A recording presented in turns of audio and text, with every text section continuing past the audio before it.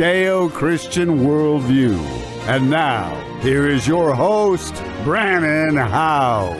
And welcome to the broadcast on this November 21st, 2025. How can it already be November 21st, right? Man, where has this year gone? We got a big program for you tonight. I'm going to have on Patrick Wood with a first-time guest, Courtenay Turner. Courtenay Turner, first-time guest. She co-wrote this book with him, The Final Betrayal. I want to talk to her about where she sees things going, and I want to get her response to the cover of The Economist magazine. I shared this with Alex Newman today on radio and TV at 1 o'clock. He didn't know about it, but I sent it to him by email during one of the breaks. And he looked at it. I want to see what Courtenay Turner thinks about this tonight. Some very troubling things I've seen in here. And as I studied it, I'm picking up on more. But I want to talk about technocracy, where we're going with all that, and get her perspective tonight. I think you'll find it very interesting. I hear she's very, very well read, very intelligent. It should be a great conversation. I also want to talk tonight to Jason Pratt, former Navy test pilot, a literal rocket scientist, about these Democrats in the House and Senate that have made a video telling the troops of America to not obey the orders of President Trump, somehow saying, implying, I should say, that somehow President Trump is going to give unlawful, unconstitutional orders. Where were they during the Biden regime talking like this? I don't remember that, do you? But how is this really sowing the seeds for chaos in the country? And isn't this the kind of tactic that the CIA does in other countries? Are there people involved in the deep state intelligence arena sowing some of the, I would say, revolutionary ideas, the basically disrupting of our national order? Are they sowing some of these ideas here now in the country that they learned and practiced overseas? Yeah, I'm concerned about that, right? So we'll talk to a literal rocket scientist, former Navy test pilot, intelligence officer, Jason Pratt, about that. And then, I don't know if you saw this video footage. It's so disturbing, folks. This was actually today. They were inside for a while.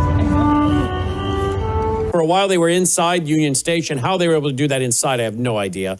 But they're acting like, I guess that's Mark Rubio, President Trump, Benjamin Netanyahu, and I don't know if that's supposed to be Joe Biden there or who all that's supposed to be, that they are feasting on the body parts of people in Gaza. This is a blood libel. What's the history of blood libel? What's that mean? We'll talk about that. And then Mamdani went into the Oval Office today, and he shocked a lot of people with his visit today in the Oval Office and the way that President Trump was talking to him. President Trump was talking to him and basically helping him out, making some excuses for him, giving him cover. And a lot of folks are not happy tonight on social media. Some Jewish folks, Laura Loomer. There's several people that are not happy. They're like, wait a minute, why are we acting like Mamdani isn't a serious threat to the country? So you got to see some of this going on tonight with this visit that was to the Oval Office today by the New York Mayor-elect Mamdani. So we're going to get a response from Aaron. I want Aaron to come on, our reporter on the ground in Israel, to explain the history of blood libel, like you just saw being performed there in front of the Union Station next to the U.S. Capitol today. They are also inside again doing that at one time. I don't know how they got permission to go inside and do that. That's troubling in and of itself. Look at this picture. I had Alex Newman on today from Brazil. He was at COP30. I showed him, and he had not seen it, the cover of The Economist magazine. He said, well, I will meet your Economist magazine and add to it the COP picture. I just emailed it to you, Brannon. And I'd not seen this. He'd not seen The Economist magazine, so we were sharing research with each other right on the air today. This was the statue out in front of the United Nations climate change agenda. Looks like a dragon. It's supposed to be like a jaguar with teeth, horns. I don't know about you, but that looks like something like out of the book of Revelation, or the book of Daniel. Daniel 7. Something out of Revelation. A beast. and the beast has his arms around the world. Isn't that something? That's exactly what you'd expect from the United Nations, right? So anyway, you might want to go back and watch that interview that I did with Alex Newman today at 1 o'clock Central. That's at worldviewtube.com. All right, before we go to our first guest, you know the drill. We got to pay the bills to keep this network going because we spend thousands and tens of thousands of dollars a month just in bandwidth bill and IT costs. We got to bring in around $40,000 a month to cover all of our monthly expenses for keeping this network going. So please consider going now to worldviewtube.com/sponsors and doing business with Worldview Talk. Get your satellite phone, get your solar generator, get your bulletproof backpack, get your EMT, your beanies and blankets that knock down the EMF, electromagnetic force. Lots of shopping you can do there at worldviewtalk.com for Christmas. Be sure you have your emergency medical kits, your antibiotics stocked up, stored up, like I do. I'm not telling you to do anything I haven't done. I got the satellite phone. I got the solar generator. I have the bulletproof backpack. I have the wellness kit with the antibiotics, and I've had to use them personally. So go to Worldview Healthcare for that. Bella Grace, the elixir I take each and every day. Worldview Vitamins, Dr. Bishima's website, worldviewvitamins.com. Then you have Gatatana. I take that every day. Half a scoop goes to Dolly on her food every day. Not the equivalent of 90 billion plant cells with one scoop. The Numi, that's got the glutathione in it to detox your cells. Studies show it could remove mercury from your brain, helping prevent Alzheimer's dementia. Worldviewwater.net, the water filter that's under my kitchen sink and on my shower. And most of us got that about a year ago. So I now have a brand new filter to go in. I'm not saying go buy a brand new filter system, but the filter you got to replace about once a year. So I just got one the other day to go in the new under the sink and in the shower. So you might need to buy one of the filters. Now that you've had the system for a year, it's time to replace the old filter and put in a new filter so it keeps purifying your water. So you want to get a new filter? They're very easy to pop out and pop in the new one. Pop out the old one, pop in the new one. Very easy to do. A couple of our viewers have said they've done it in the last couple of days. Very easy to do. Worldviewwater.net, worldviewwater.net. Do you have your gold and silver? Do you have gold in your IRA? I think that cover of The Economist magazine is predicting a dollar collapse. It says what's ahead for 2026. Well, it looks like it's the dollar collapsing. I'm going to explain that a little bit later in the program. But do you have your gold and silver? Are you diversified? Do you have gold in your IRA? WorldviewGold.com, WorldviewGold.com. Then, of course, our foundation, WorldviewFoundation.com. So please consider going there, the worldviewtube.com/sponsors. Do business with these companies and help us stay afloat. By the way, worldviewtube.com/vault. If you're a Vault member, you get access to my new book on Hamas. October 7th comes to America. You get access to my new book, or my book that's based on my documentary, Siege. That's in there, right, guys? Siege. Then you're going to have by next week my book, Sabotage. And then after the new year, sometime in the new year, you'll have my book on Revelation. My commentary and study on Revelation will automatically, that's going to be about 1,000 pages, it turns out. Somewhere around there. 53 hours turned into a commentary. So I'm busy reading that, adding stuff, making sure it's all ready to go. That'll be about 1,000 pages. That commentary and study guide will be in the vault automatically as part of your membership. You don't need to buy any of these things. So just look under library, and you'll see under the library tab, you'll see ebooks, PowerPoint, all my PowerPoints from years gone by, audiobooks, so much more. 35 years of radio shows, TV shows, ebooks, audiobooks, conference DVDs, and more. WorldviewTube.com/vault. WorldviewTube.com/vault. Joining me now is Patrick Wood and his co-author, Courtenay Turner. I've never had Courtenay on before. We're excited to have her with us tonight on the broadcast. This is a great book. I highly recommend it. I've been talking about it all week. Courtenay, welcome to the broadcast. Thanks for being with us. You as well, Patrick. Hi, guys. Thank you. You bet. Hi. Glad to have you here. All right, I want to get right into a few things. I'm asking everybody on the broadcast tonight, and I've been talking about this all week, because the globalists love to predict stuff, as we know.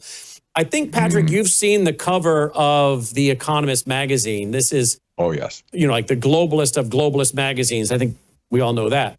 I don't know if you've seen this, Courtenay. Have you seen this? I have, yes. Isn't this interesting?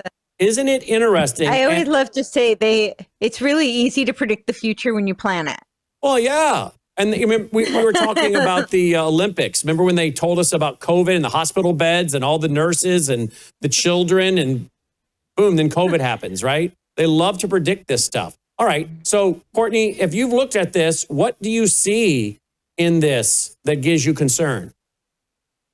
Patrick and I actually talked a little bit about it, and there's so much in there.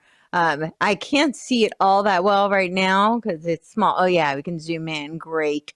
So we have, there was a bunch of syringes, I remember. There was like the gaming, the controller tied to the hive mind, right? The brain. I think that's further up. No, that's right there in the dead center, right below the cake, right by the cake. Right below the 250 cake. And that's interesting what they're doing right now with this inter-democracy movement for the 250th anniversary that's tied to the international inter-democracy movement. They've got very big plans there. So what does that mean? What is that? What is that about? Help me understand that. I don't want to go too far into it because it's kind of a rabbit hole, but they're doing all these stuff with with this pro-democracy movement, but it's essentially to subvert, because the United States is not a democracy, right? We are a constitutional republic. And so they're doing all of these kind of like soft power influence operations, but a lot of it is technocratic. I wrote an article maybe over the summer, and I called it The Technological Age of Aquarius, it was a technological dream or a digital dystopia. And it's essentially, spoiler alert, it's a digital dystopia. But what they're doing is they're using things like quadratic voting, ranked choice voting. It's all of these technocratic, technological infrastructure that they claim will give us more democracy, right? You'll have an increased representation, but there's a reason why we have an electoral college and we have a representative structure, because democracy, dissolves into mob rule. It becomes tyranny. So that was not what the founders organized at all, but that's what they're advocating. And they're using these technologies, which also can be very easily manipulated. We've seen that through the elections and whatnot. But that's what they're advocating, is these types of conviction voting. They have a bunch of different names. And so that's just one element of it. But what they're actually using is what they call, it's third way politics. Third way is, comes out of the Fabian socialists. Anthony Giddens wrote the book on third way. And for people to know, remember when Elon was talking about the center and how the left and right have gotten crazy and they're so extreme. We need to be with the 80% middle. But if you read Anthony Giddens' book, he says that it's a radical center and that it is always left of center, and it has to be for their emancipatory and social goals. And so this is what they're doing. They're using this third way politics, which, Rosa Koire talked about how the UN wants to use communitarianism, which is essentially third way politics. Bush did the compassionate conservatism. So there's this new movement, and what it really is, they're also doing something called Operation Phoenix. It's a plan that RFK is actually at the helm of, and it's a plan to flood Congress with what they call independents, but they're technocrats. All of them are technocrats. So it's a big movement. There's a lot going on there, but now they've got this plan for the annual 250th anniversary of the United States, where they're working on this democracy movement. I don't know how. Well, you know what, you and I have never spoken that I know of until right now, but you and I are keeping up with each other. The Fabian socialist, George Bernard Shaw, The Fabian Window, 1910, Thesis and Antithesis, Idea, Opposite Idea, and have a third option or a third way. I write about this in several of my books, The Third Way. This has now come into the evangelical, so-called Christian world. Some of the folks on the right and the left are embracing a third way option. Socialism, capitalism for a third option, communitarianism, big government, big business, corporate fascism, as we call it. Then you add the technocracy side to it, and now you've really got yourself technocracy. So it all does flood together. I don't know if you noticed this. I noticed it today, and that's the chart in the center of the Economist magazine. I thought yesterday that was a chart of the stock market. Today on the air, I noticed at 1 o'clock, I'm like, you know what? That's a chart of the dollar collapsing, because you have coins on there with Abraham Lincoln. So it's obviously currency. And then below the dollar collapse graph, you have all these dollars falling out, and you have the red cracked big dollar bill sign. They're predicting they have to know what they're doing. They're predicting a dollar collapse in 2026.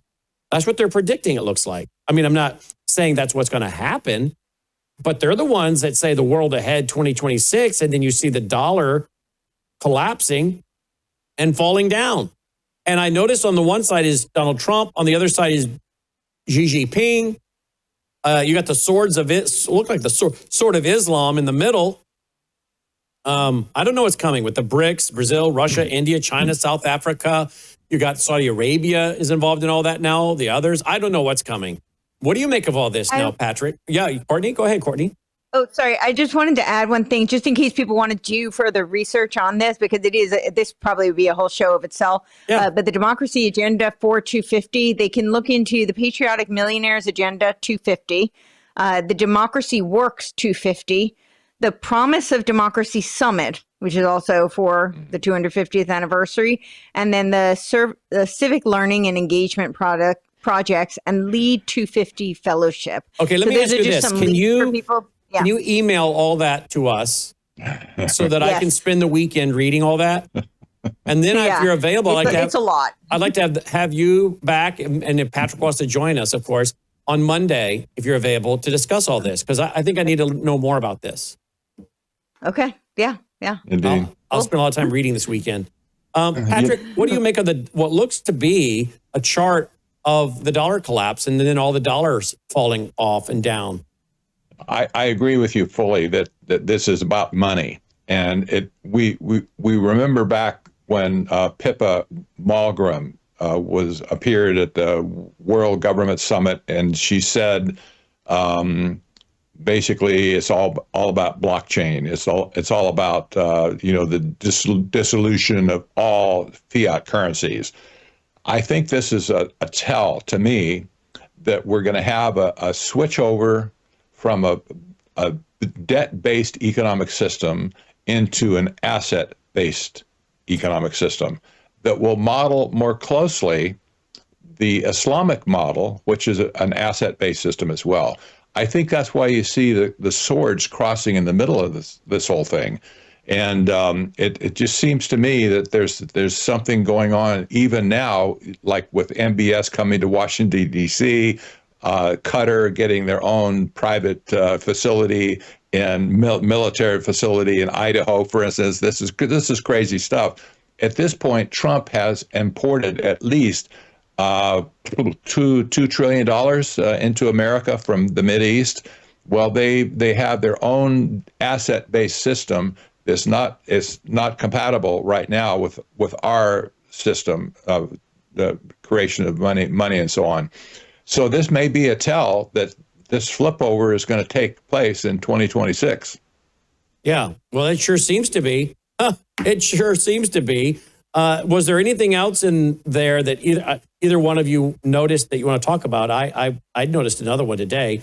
Two different places I noticed what appears to be ice melting. Yes. Isn't that the truth? And I don't know what that's all about.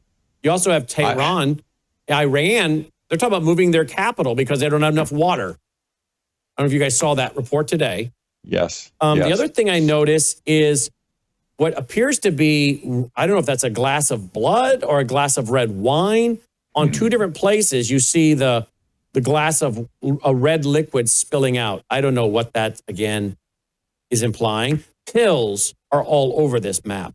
Everywhere you go, there are pills, syringes, pills. And of course, Courtney, I don't know, you probably don't know that my 2018 documentary went into great detail on the Club K cargo system that can launch up to 4 missiles off of a cargo container, popping up, it gets a satellite, and it can pop up. We even have B-roll footage from our documentary. If Logan wants to pop that in and show it real quick, he can. But 2018, we were warning about these. And this one in this image, they're actually getting a signal from a satellite. That's what we talk about in my 2018 documentary. And it's shooting missiles right at the 250 take. So clearly there's they're predicting some kind of chaos. Underneath it says, geopolitical drift, opportunities for China, after Gaza outlook for the Middle East, beyond Russia's next move, the global economy is a crisis brewing, sporting values, political football, weight loss drugs, the next generation. Maybe that's what all the pills are, is weight loss drugs, but I think it's more than that. I think it's more than that. Well, it's really interesting. Also, you have the communist power fist in handcuffs, and that's right. That's always the game they play, where they pit the communists against the fascists, and that we're seeing that very much come to a head right now. And I think it's very much paving the way for the technocratic global agenda, the AI world society. So with Ukraine is modeled to be the central node for all the other connecting nodes in the AI world society, which is the Artificial World Intelligence Society, which is the vision of the UN Centennial. They're partnered with Boston Global Forum. It's Michael Dukakis, who was the former governor of Massachusetts, wrote the book, Remaking the World Towards the Age of Global Enlightenment. And when you look at their website, it's very much a nod to the New Age. You see all this New Age kind of imagery on their website. But they talk about how they've done all these symposiums on how we have to rebuild Ukraine because it's been decimated in the war. And so now we have to keep sending all this money to help rebuild it so that it can be the central node for all these C40 cities, smart cities, 15-minute cities. And they have all the different names for it, but they're all the same. They're all going to be connected. These surveillance grids are going to be connected, but Ukraine, they say, will be the central hub. Why Ukraine, the central hub? I have lots of theories on it, but I don't actually know. Is it because we already have 12 CIA military facilities over there? I mean, right. I think because they feel like they have, I think there's a lot of reasons. I mean, there's a lot of the bioweapons labs are in Ukraine, right? It's been kind of a money laundering hub for a very long time. I think it's just that where they feel they have some center of control, but they also can use the war as an excuse, right, to rebuild. It sounds like we have to tear it down so we can build it back better. I like I said, I have theories, but I don't actually know what their reason for Ukraine is. But they do make it very clear that Ukraine is going to be the central hub. And this is for their visions for AI world society, which is 2045, where they say that there will be no more human governments. It will all be supplanted by AI governance all over the world. And these nodes are going to be the controlling grids. How do you think this is going to end with Russia? Do you think the goal is, and I've seen plans that their goal is to take Russia, divide it up, harvest their minerals in the ground, put it on blockchain, tokenize it. Is that the goal? And is Putin aware of this? Obviously, if I am, he is. Is he part of this? Is he playing a part? Is he playing a role? Or is this a real battle for who's going to control the New World Order? Is this Russia, China, Iran, others trying to battle for the control of the New World Order against those who really want a Eurocentric world order of maybe Cecil Rhodes and the Rhodes Scholars? Do you have thoughts, or you want me to go? I'll go. So I think that there is a lot invested in pitting, these various factions against each other.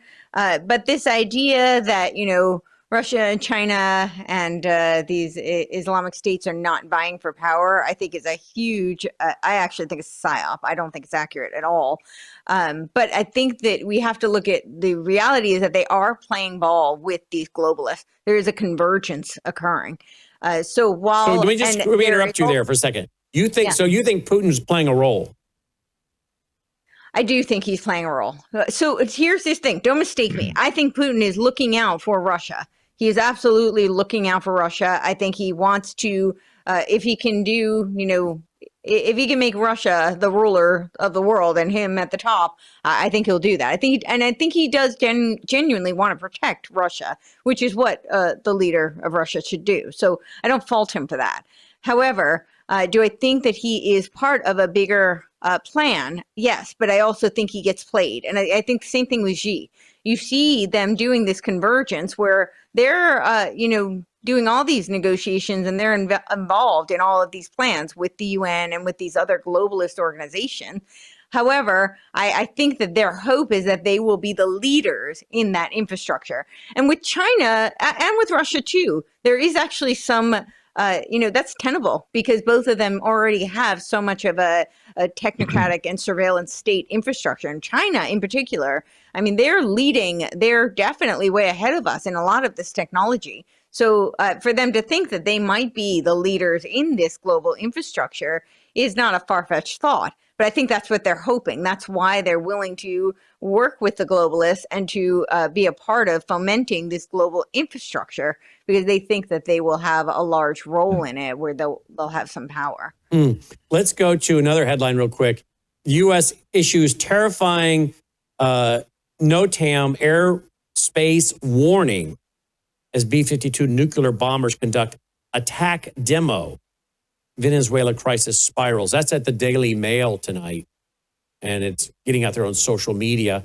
It looks like something might be ready to happen in Venezuela. Kind of fits with the magazine cover, war. And of course, if we go to war in Venezuela, we're really battling Iran, China, North Korea, Hezbollah, which is Iran. They're all in Venezuela. And we've been warning since, if you go back in our archives, 2008, 2009, somewhere in there, about missiles in Venezuela, Caracas, northern Venezuela, 1,264 miles as a crow flies to Miami. And I think they have missiles there. I've been saying this for a long time. I don't have any evidence of it other than reports of flights from Iran into northern Venezuela for a long time. We do know that there was a nuclear Russian nuclear bomber that touched down in Venezuela a few years ago. That's in one of my documentaries. So I don't know what all they have there, but I know those countries are represented. I do think that Trump wants the oil. I think there are, what I read the other night, trillions of dollars, something like $17 trillion in assets in the ground in Venezuela. 17 trillion, okay? That's about half of the 37 trillion we have in debt, if you don't add the offline, off record, off the books, unfunded liabilities, which puts us around 200 trillion. But 17 trillion is a pretty good first haul if you want to start tokenizing stuff and putting it on the balance sheet. But are you going to risk World War III with these characters over that, you think, Courtney? And when I say characters, I'm talking about Russia and China and Iran. I think globalists want World War III. I do too. So, I mean, so I think, and when you talk about Russia, China, Iran, I mean, BRICS is obviously in the conversation. And I think that's a huge part of when you talk about the monetary system. That's where they would like to go. The central banks definitely have a lot to gain from the BRICS agenda.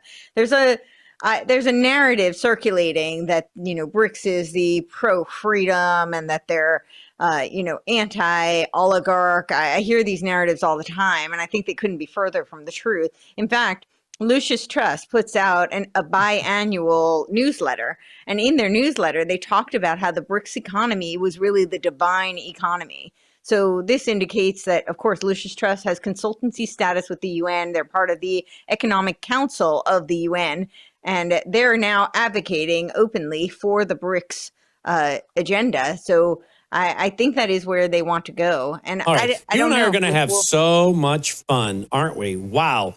Thank you, Patrick Wood, for introducing me to Courtenay Turner. We could go for hours. Let's just back up right there. You said so much. No problem.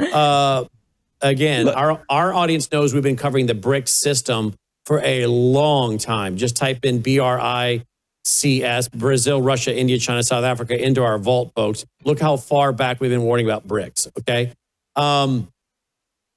Lucis Trust. That was originally known as Lucifer Publishing, and I have the screenshots from their own website acknowledging that. That's not conspiracy. It's on their own website. Yeah, we used to be called that. They changed the name. Lucifer Publishing. Alice Bailey, the mother of the New Age movement, which is what my first book was on in 1990. And she has a prayer room that they put into the UN. I mean, she influenced FDR's wife. She read. Yes, she did. She read the first World Invocation Day prayer. Yeah, she did. She read it. Eleanor Roosevelt. Yeah. She sure did. You'll find it on YouTube. So when you talk, and she's the one who, in one of her books, I think she died in the 1950s, if I remember correctly. I want to say 59 off the top of my head. But she wrote in one of her books that the outline for the New World Order could be seen by 2025. Yeah, so I just wrote an article on this, the Centennial Conclave of the UN, right? They have this vision since 1425. Every quarter of a century, they do a Centennial Conclave. And it's usually right around the same time that week of World Invocation Day. And this year was when she says, Alice Bailey says that they're going to see the externalization of the hierarchy. This is the final Centennial Conclave. Yep. And by the way, she died in 49. She died in 49. So think about 40, this. That's right. 1949, just checked it. She died in 49. She's writing this stuff saying the outline of the New World Order by 2025. Hello, we're here. Well, Alice Bailey said that we would have the externalization of the hierarchy in 2025. Yeah, that's what I'm referring to. Basing on that. Yeah. And so, but if you look at that week, and I outlined this all, there's all these, like UN and all of these different meetings. Bilderberg had a meeting. All these globalist organizations had these meetings during that week. And World Invocation Day was that during that week as well. So a lot of these globalist organizations are following along with the spiritual guidance, essentially, of Alice Bailey, whether they know it or not. They're very much aligned. Yeah, the externalization of the hierarchy. I just brought up a PowerPoint. I've done so many shows on her, so I just bring up the PowerPoint, which, by the way, all these PowerPoints are supposed to be in the vault, right, Logan? All these PowerPoints of mine from years gone by are supposed to be in the vault. So when I show you something like this, I mean, look at how long this PowerPoint is on Alice Bailey as I'm scrolling through it. And it's all screenshots, folks, all screenshots to show you what she was writing, what she was saying. So you have access, by the way, folks, to this stuff in the vault to do your own research, show your own family and friends. If you join the vault, then look under our library, look under PowerPoints. Can someone verify that the one on Alice Bailey is indeed in there, please? Since he's going to look, because I don't want to tell people it's there and it's not. If it's not, we're going to get it added. But I've given all this order to my team multiple times to load. But these guys, I give them about 30 things a day to do, and they can't always keep up. But this should be in the vault already, Alice Bailey. But that's her own writings, okay, guys? I mean, I just love the fact that we can have these conversations. We've never met. We've never talked that I'm aware of. And yes, we're just boom, boom, boom, back and forth. And that's what we've done with a lot of people over the years that we meet, because we're studying the same things. And this is all fact, right? This is all factual. It's actually real. It's not conspiracy. It is a demonic plan, which is very interesting. As we mentioned, the demonic side of it. She obviously was working with the founder of the Theosophical Society, Blavatsky, Madame Blavatsky, who Hitler liked to consult. But we also know that they are big on talking about UFOs. Now, they're not for those things. They're big. I don't know what that was. They're big on the UFOs, too. And they're just obsessed with the idea of UFOs. And again, I don't know where you come down eschatology-wise, end-time beliefs-wise. But I'm telling you, if you hold to a pre-tribulation rapture and they remove the church, voila, these people are going to be... Here's the New Dawn website. Aliens are us from the future. That's one of their headlines. It talks about, are your ancestors extraterrestrials and spiritual forces and entities? I mean, they're big into all this, Courtenay, as you well know. Yep, they're huge into all of this, and it's their guiding light, as love and light would have it. Mm-hmm. So tell me where you guys. I want to bring up a web article that Patrick has at technocracy.news. tell us about this, Patrick. Slouching toward technocracy. Is the world giving in? Can you tell us about this article that you found today? This was an interesting article by a lady. I can't pronounce her last name, but her name is Kay, from Epoch Times. And she's talking about how the world is caving in to this notion of AI running everything. And we've been talking about this ourselves, right? You've mentioned it several times on the air, where Gen Zs especially are being disheartened. They're angry, not a mob yet, but they're gravitating towards things like in New York City, and Seattle now has its own problems with the socialists. And she's explaining what the dynamic is. Basically, is a lack of morality, a lack of direction. When things go in chaotic in society, people will reach out to anything that can restore order. At this point, the algorithm or algorithms of AI are looking very good to a lot of people. And this could end very poorly for the rest of us, I think, because we see those of us who have more wisdom than a younger generation at this point, more sense of history, we see it as ending very badly for us. But they don't see it. They have no history of what's going on, and they're at risk to falling into technocracy. And I thought that I just found this article refreshing. The lady writes very in a very direct, pithy way to make her points. Particularly Courtenay, again, Patrick. So let's get Courtenay on and hear from her, since she co-authored the book with me. So I've been directing a lot of my conversation at you tonight, because Patrick and I have had a chance to talk for a long time on these things. Yes. And he wanted me to have you on to give you a chance to speak. I want to ask you about President Trump. I met him, produced an interview with him. My family met him. He's very nice on a personal level. He never talked about himself. He was very attentive to my team, picked up on my kids' names right away, was very, very, because my son is our vice president of operations. My daughter was with me. My wife was with me. He just was as laid back, down to earth, complimentary, kind, gracious, very normal man. There was only a few of us in the room, and we were at Mar-a-Lago for 11 and a half hours from the time we pulled in to the time we left.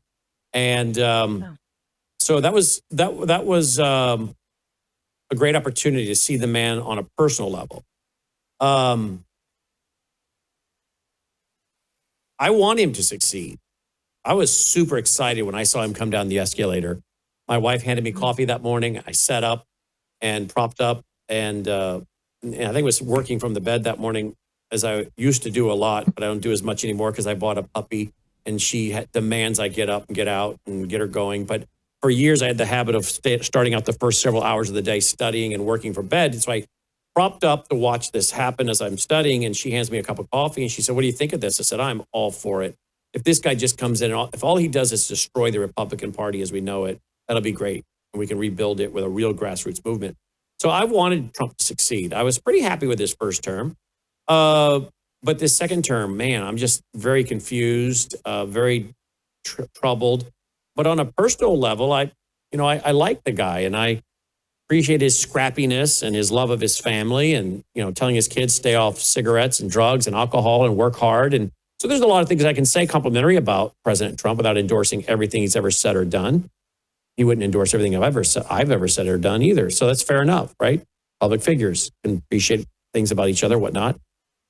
So all that to say to anyone who says I'm anti-Trump, I'm not anti-Trump. I'm still not anti-Trump. I want him to succeed because I want the country to succeed. But I feel like the man's been taken in, and maybe I'm still trying to be gracious. I think others would say he's not been taken in. He knows exactly what he's doing. What say you in our closing minutes about Trump? Does he know what he's doing? Has he been taken in? Is he being deceived? What are your thoughts? Is he going to be the one?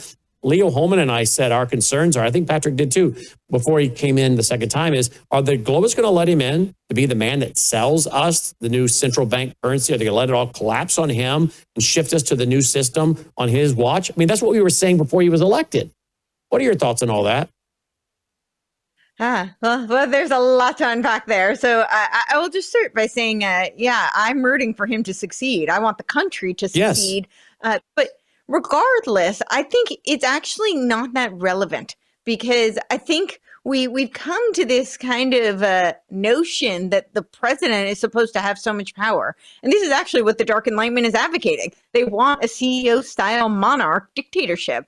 Our country was never supposed to be a dictatorship. There's the checks and balances of the three branches, and it's self-governance. That means that we, the people, have a civic duty. We actually have some responsibility here. So we are supposed to govern ourselves. And we've very much strayed so far away from that concept. And so we get into these binary kind of thought processes where we glorify or vilify people. And so Trump is either our savior or he's the demon running everything. And I think that neither of those is actually accurate. I don't think he's supposed to be our savior, and I don't think he's necessarily like the one we can pin all the problems on. My concern is more, what are they doing? What is the administration doing? So whether or not he's read in on the plan, I'm not sure how much he understands technocracy or he doesn't, if he knows that this is. I think he looks at things in a very from what I can see, and I don't know the man personally, but what I can see is I think he's very pragmatic. He's a businessman. Mm-hmm. He's looking at things from an efficiency perspective, which is what technocracy is selling. It's what the Dark Enlightenment is selling. It's what a lot of Silicon Valley is selling right now. So he's looking at short-term kind of problems, solution-oriented mindset. And I think he also has a very fiscally oriented mindset. So he has personally, him and his family, a lot to gain. He himself has a meme coin. We do talk about that in the book. So I think there's some incentivization. And I think they've sold him a narrative, which he has bought into. And unfortunately, whether or not he is, aware or unaware is actually irrelevant to me. To me, what is relevant are what are the ramifications of these policies? What's the ramifications of this philosophy, this Dark Enlightenment philosophy? What happens when we completely deregulate AI and we subscribe to an accelerationist mindset? What happens if we allow him to become the CEO monarch that Curtis Yarvin wrote we should have him be? Those are the things I'm concerned with. And so this vilifying or glorifying him personally, I don't think that that's where our heads should be. We should really be concerned with what are the policies that are being implemented? How are they being enforced? What power do we, the people, have, particularly locally, to push back against some of these plans now that we can see what's happening and we know what their goals are? So, and we know what So do I hear you right, though? Are you saying if he were to listen into this conversation, he wouldn't understand half of what we're saying because he hasn't gone that deep. He wouldn't understand half of what we're talking about right now. Is that what you're saying? I don't know. I don't know how much he's aware, how much he's unaware. What I'm saying is it's less important to me. What's important to me are what are the policies and what are the ramifications of those policies. He's not a dictator. We, the people, have some responsibility. We should not be abdicating all of our responsibility to the president or even to Congress, right? We should be taking some responsibility personally. What's going on locally? There's so much we can do to push back against this insidious agenda. You bring up a great point. And the fact that we talk so much about the federal government shows that we're out of whack. Because the founders, I don't think, ever would have anticipated that our country would be so obsessed with talking about Washington, D.C. I think they'd be shocked at how much we talk about the federal government, because I think they wanted government to be local and state. And I think they would be just appalled that all of our shows, all of our news is directed toward Washington, D.C. Yes, and I think also this whole idea of putting Trump at the head, the head of everything, the epicenter, is playing right into the hands of the Dark Enlightenment. They want him to be the CEO dictator. That's what they want. So let's not feed into that. We need to start taking some responsibility back, some power back to the people, and not in a, fist power to the people Right. kind of way, but in a local civic duty and taking responsibility individually. That's what we need to be doing. So Yeah. I'm less interested. Trump may be a lovely person. Maybe he's read in on this and he's selfishly, advancing some agenda. I don't know. I'm not privy to those conversations. My impression is that he is a good guy personally, and I think he's rooting for America. Unfortunately, what he's doing is destroying America. Some of these plans that he's allowing and that he's signing off on are leading to this destruction of the very founding of this country. So I'm not concerned with him personally. I'm concerned with what he does. And I think we need to be taking some power back. And that's up to us. That's not, the government is never going to give power to us. We need to take it, and we need to take it locally and individually. And we need to take it at the state level with the 10th Amendment of the U.S. Constitution. Yep. We got more to do. More conversations next week, Courtenay, if you're available. Send us over the email of all those other websites. I'll study those over the weekend. Wow, she's the co-author of this book with Patrick, The Final Betrayal. I've been bragging on it and reading from it all week, as you guys know. Everyone should read it. Available at Amazon, The Final Betrayal. You also saw her website, CourtenayTurner.com, up there. And then, of course, Patrick is technocracy.news. Guys, fascinating conversation. Thanks for making time for us tonight. My pleasure. Thank you so much. Thank you, guys. We're going to talk again soon. Wow. Excellent. All right, guys, we're going to be right back after this very short break. Do you appreciate all the free programming we produce here at Worldview Tube?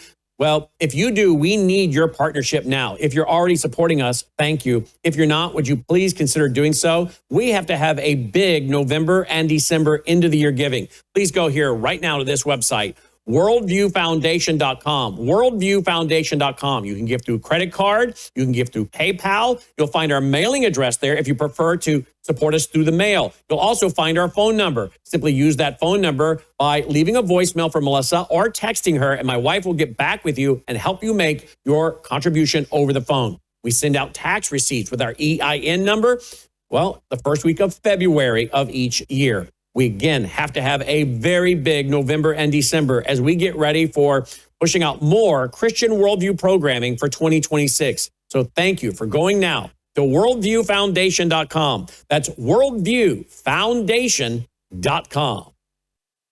Joining me now is former Navy officer, test pilot, and literal rocket scientist, Jason Pratt. Jason, welcome back to the broadcast. Thanks for being with us.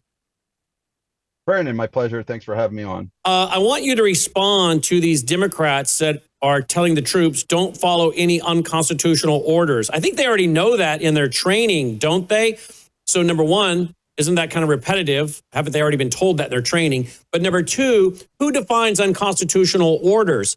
What these guys consider unconstitutional could not be unconstitutional. And thus, of course, this would be the confusion. What do you make of members of the House and the Senate making such videos?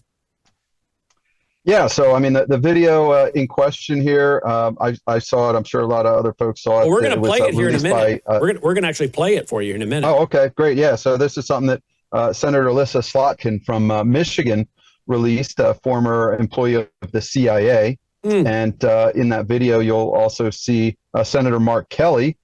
He's somebody that I've met several times. He was a former naval officer as well and a test pilot and astronaut, as well as his brother, Scott Kelly, who is famous for spending over a year in space.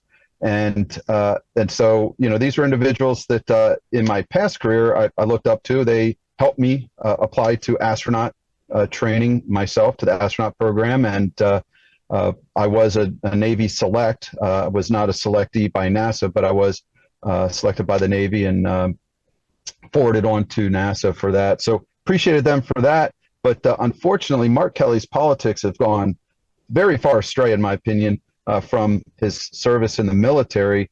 And speaking of which, then speaking out to other military members, this is to just, not obey unlawful orders. Well, yeah, that should be implied and implicit in a number of places for any military member.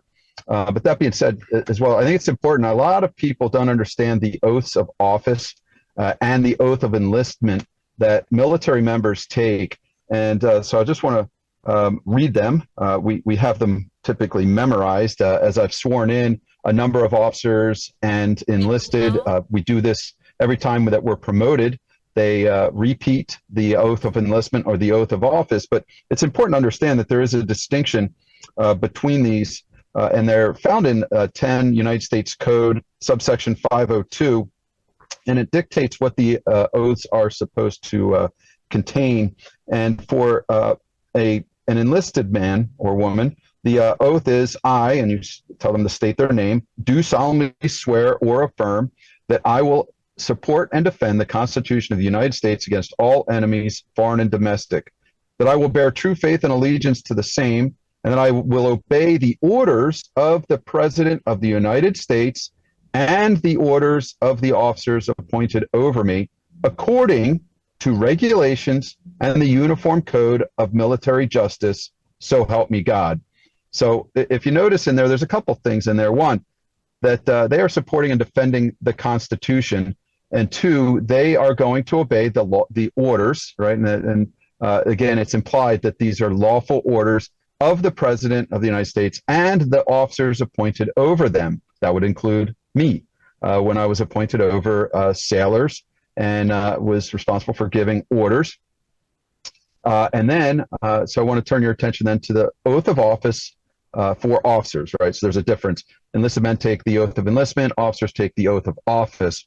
And my oath was, I, having been appointed an officer in the United States Navy of the United States, as indicated above in the grade of, and whatever grade I was being promoted to or had at the time, so my last one would have been commander, do solemnly swear or affirm that I will support and defend the Constitution of the United States against all enemies, foreign or domestic, that I will bear true faith and allegiance to the same, that I take this obligation freely without any mental reservations or purpose of evasion, and I will well and faithfully discharge the duties of the office upon which I am about to enter, so help me God. So you'll notice a very interesting distinction there. One, I do not take an oath to the President of the United States to obey their orders or any of the officers appointed over me. My oath is simply, solely, and entirely to the Constitution, and to make sure that I faithfully discharge my duties. And to do that would require me to not give unlawful orders, to understand the Constitution, and to direct my troops appropriately. Obviously, these individuals, 2 senators and the 4 representatives, all Democrats, that are coming out saying, hey, don't follow unlawful orders. Well, great. Okay, that's good. Those are good reminders. But obviously what they're doing is they are implying that they're receiving unlawful orders at this time. And I don't believe that's the case. I would look back to a time when I was in the military prior to my retirement, where I was given an unlawful order. I was given an unlawful order to take an experimental so-called vaccine, and I refused to obey that. That was an unlawful order. I was in the process of retiring, but in any case, so I wasn't really required to follow that. I got out before they made it a point upon which that they did discharge a lot of officers enlisted for disobeying or being unwilling to follow that unlawful order. Interestingly enough, now the military, the Pentagon, has turned around and forgiven those troops and acknowledged that this was an unlawful order, and that they are welcome back in the military if they so desire to return. Let's play this clip before I ask you a few questions about it. Here's the clip. I think a lot of you by now have seen it, but here it is just for the context. I'm Senator Alyssa Slotkin. Senator Mark Kelly. Representative Chris DeLuzio. Congresswoman Maggie Goodlander. Representative Chrissy Houlihan. Congressman Jason Crow. I was a captain in the United States Navy. Former CIA officer. Former Navy. Former paratrooper and Army Ranger. Former intelligence officer. Former Air Force. We want to speak directly to members of the military and the intelligence community who take risks each day to keep Americans safe. We know you are under enormous stress and pressure right now. Americans trust their military, but that trust is at risk. This administration is pitting our uniformed military and intelligence community professionals against American citizens. Like us, you all swore an oath to protect and defend this Constitution. And right now, The threats to our Constitution aren't just coming from abroad, but from right here at home. Our laws are clear. You can refuse illegal orders. You can refuse illegal orders. You must refuse illegal orders. No one has to carry out orders that violate the law or our Constitution. We know this is hard, And that it's a difficult time to be a public servant. but whether you're serving in the CIA, the Army, Our Navy, The Air Force. Your vigilance is critical. and know that we have your back. because now, more than ever, The American people need you. We need you to stand up for our laws. our Constitution, And who we are as Americans. Don't give up. don't give up. don't give up. Don't give up the ship. All right. Do you believe that this is part of the, maybe one of them's former CIA, I guess. Do you not believe that the CIA has had propaganda and plans on how they disrupt in other countries? And are they now, is there a dark side of the CIA, black hats, kind of a shadow CIA or shadow intel group that is fomenting the same tactics they used in other countries to undermine those nations? Are they using those here now in America? Oh, absolutely. I think they've been using their tactics to disrupt American politics for some time now. This is something through a variety of operations that the military has been engaged in particular the CIA, for decades, maybe even since its founding. And I think they have turned it inside. There's been a color revolution underway here in America, a kind of a soft civil war that has obviously turned hot with the shootings of, at least two attempts on President Trump, candidate Trump at the time, and then we have the shooting of Charlie Kirk. So this is turned hot as far as murder and people being killed because of political views. Do you, by the way, think that Charlie Kirk, that was a professional hit? I don't believe that young man did the shooting. Maybe he did, but I don't know. But maybe if he did, I think he was under some kind of control by somebody. He had to have some assistance.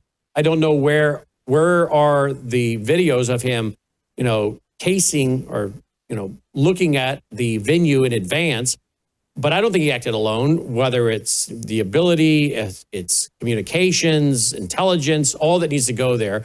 I don't think he acted alone. But do you see that as being a professional job at some level, the assassination of Kirk? Yeah, there's a lot in that situation that we're not being told. There's a lot of information that's missing.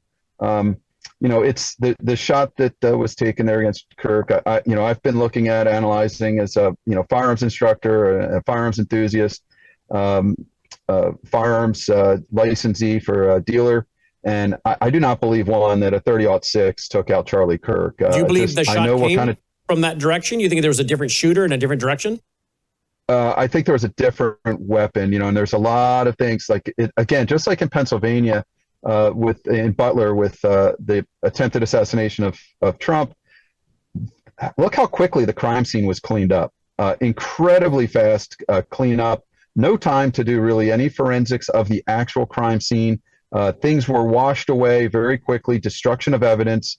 That's very similar in both situations. And then we are finding out more and more that there did seem to be some online connections and similarities between both shooters in Pennsylvania and in Utah. So there's something much more going on here. And I think maybe we'll get more of the information. But yeah, I don't think that was a lone gunman that just was radicalized. They were clearly radicalized, and they're working hard to radicalize people. So that is certainly part of the PSYOP. I think these senators have been radicalized, whether on their own or through, again, the PSYOPs that have been going on, or political mischief, or who knows what else, bribery or what have you, other crimes. But this is a very serious situation. The rhetoric from the Democrats has not cooled off at all. It has continued to be very bold, very strong rhetoric, inciting violence, actually inciting violence, and now inciting subterfuge and treason against our country and dereliction of duty to our military, directly urging them to disregard the administration that was placed in constitutionally by a vote. And so it's shocking, really, that they're getting away with it, that they're so emboldened to take such steps. I'm addressing this with all my guests tonight, and I did again on radio today. Alex Newman, reporting from Brazil, the COP30 conference with us today at 1 o'clock Central, had not seen this. I emailed it to him. He was able to bring it up and look at it. I want to show it to you tonight as well. This is The Economist magazine. Patrick Wood, Alex Newman all know that this is really the premier. This is the premier globalist magazine. Okay, this is it, folks. I don't know why you guys are having a hard time. Zoom out, so they can see the headline. Yeah, you're bad. That's right. There we go. Thank you, my friend. The World Ahead 2026. Now I will zoom in. I think what you're going to find interesting, Jason, as you know, my documentary in 2028, Sabotage, had a lot about the Club K cargo system that allows a cargo container to house 2 to 4 silos. Up pops the lid by satellite command, and out can shoot 2 to 4 missiles, depending on how many silos you have. Notice that this is what's going on here. And it's getting a command from a satellite. And it's shooting at America's 250th birthday cake. I mean, I kind of find that interesting that we've been warning about this since 2018, if not before, but our documentary came out in 2018. I don't know what's going on with this fist in the air. I don't know if that's the fist of Donald Trump, fight, but now they've got a handcuff on it coming out of the 250th cake with the American flag obscured behind it. I don't know if they're implying they're going to arrest this guy. I don't know what they're implying here. There are pills spilled all over this map. We have the swords of Islam crossed. We have a map that appears to be a map of a dollar collapse, because you see coins with Lincoln, but then spilling off of the dollar collapse graph are nothing but dollars and a red dollar sign. So the dollar collapsing appears to be. We have Donald Trump on one side of the dollar collapse, and you have Xi Jinping on the other side. Back behind Trump, you have, looks like, the leader of India. You have a lot of pills, you have a lot of shots, you have rockets, you have tanks. I have no idea. They have satellites everywhere. You've got robots as well, like the fighting dog robots. I have no idea but this is what they're saying. The Globalist magazine says lies ahead. As a military guy, as a historian, as a Christian, what do you make of this? They seem to like to telegraph, don't they? Oh, exactly. That's what I was going to say. If you just even go back and look at the Olympic Games and the ceremony, particularly the closing ceremony in Beijing, what did they have? They basically were presenting a global pandemic in China from the Olympics years before it actually happened for real. And so they absolutely do telegraph, which is shocking. I think if you consider it as a spiritual war that is raging, Satan always wants to get the credit, right? And he wants to kind of put it out there and kind of gain his own sick type of pleasure out of getting the credit, getting recognition, and taking the blame, if you will. But to him, it's not blame; it's a treasure. And for sure, I've been following the Club K car capabilities for a long time, watching which shipping companies are going to the correct ports to be able to pick those up. These same shipping companies have agreements, leases with like one of the busiest ports in America. That's Port Canaveral, right next to Canaveral Space Force Station and Kennedy Space Center, our busiest spaceport, where there's numerous launches now going off weekly. And they can get into numerous ports of Wilmington, and just offload these containers that look nothing more than just a semi-truck container, park them somewhere, and certainly they can activate them at probably a moment's notice and fire off missiles from within the United States. For which we have no defense system for, do we? That close in? Depends. So I think in general, we're not really looking for missile launches from within the United States targeting the United States. If there were missile launches, we would be aware of them pretty quickly. But I think without enough time to really do anything significant about it. So I think something like Trump's Golden Dome that he's touting, it would certainly help an awful lot, particularly if the TTPs, the tactics, techniques, and procedures were developed in such a way to allow us to monitor internal or within the wire, inside the wire of the American ADIZ, Air Defense Initiation Zone or Inclusion Zone, to take care of a threat that would emanate from or originate from within our the CONUS, right, the continental United States. Very perilous times indeed. What is your website where people can follow you, Jason? Actually, right now I've kind of taken a break from any websites. So I don't have anything right now. I've been working, like I said, the launch of business has been very busy. So I've been working a lot with. So you're working for a contractor. Industry. You're out of the military. You're working for a contractor, and you're launching stuff. Correct. Yeah, I'm retired from the Navy and working the space industry pretty heavily. It's a fantastic time right now. Very busy, a lot of excitement, a lot going on.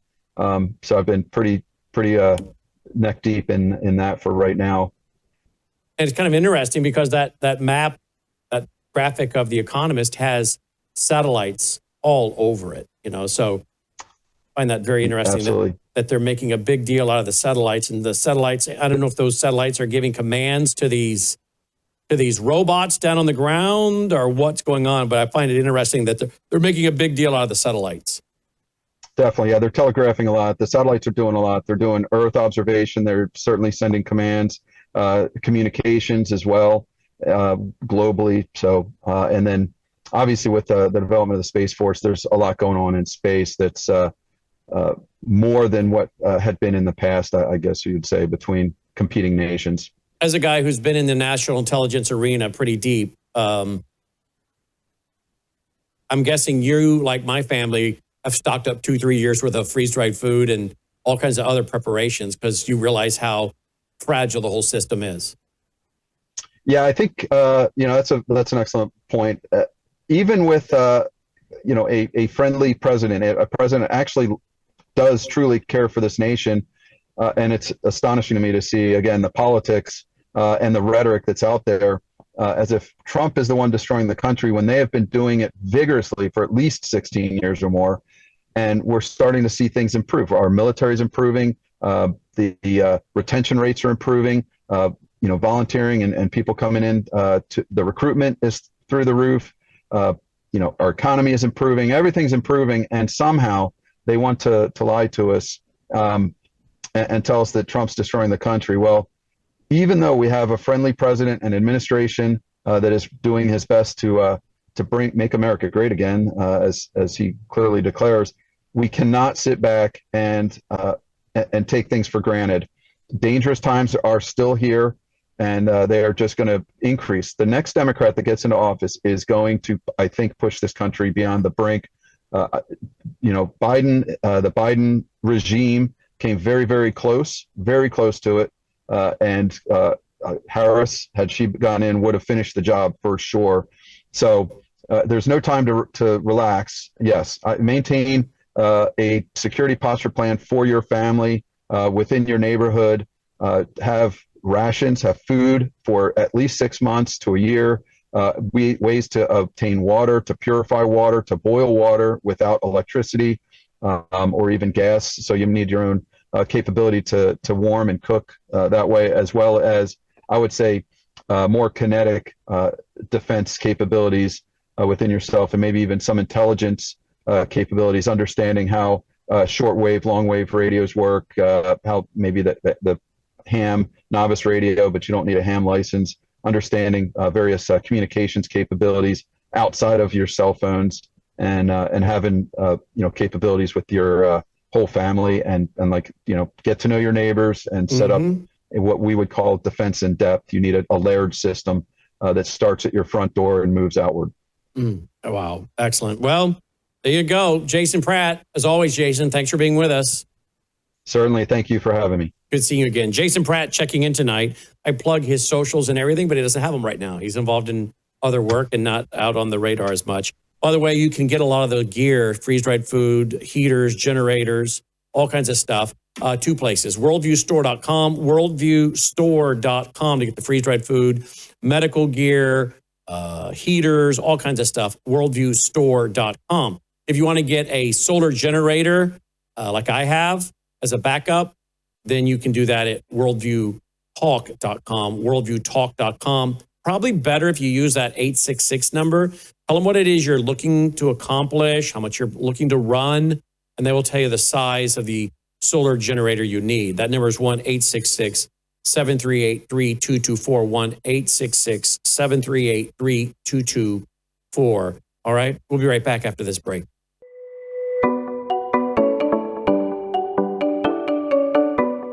Introducing the Sentry Wellness System, the ultimate under-sink water treatment solution designed with you in mind. Say goodbye to harmful toxins and hello to water enriched with essential nutrients like calcium and magnesium. Enjoy the benefits of increased pH for on-demand alkalinity, all from a zero-waste system that fits seamlessly into your home. Installation is a breeze, taking just 15 minutes, so you can have clean, healthy, great-tasting water straight from your tap.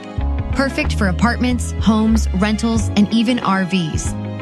Elevate your hydration and well-being with the Sentry Wellness System because you deserve the best in every drop. Sentry H2O. Tap into wellness.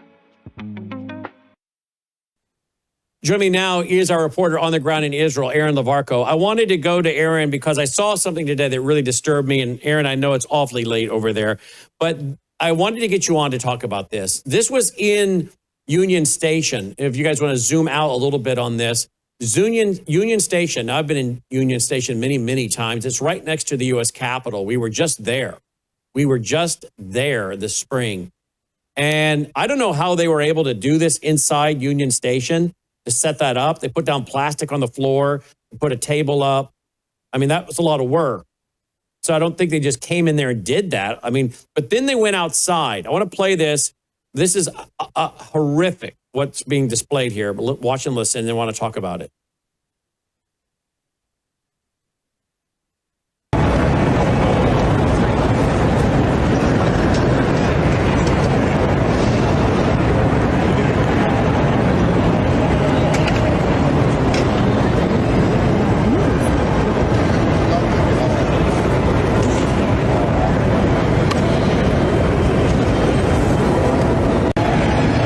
I guess that's supposed to be, I'll take down the audio, but I think that's supposed to be Marco Rubio, Donald Trump, Benjamin Netanyahu.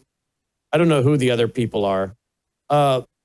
This is called the Israel's Friendsgiving Dinner, taking a play on Thanksgiving, I guess, Friendsgiving Dinner.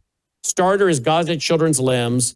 The main is stolen organs. Dessert is illegally harvested skin. And the drink is Gaza's spilled blood.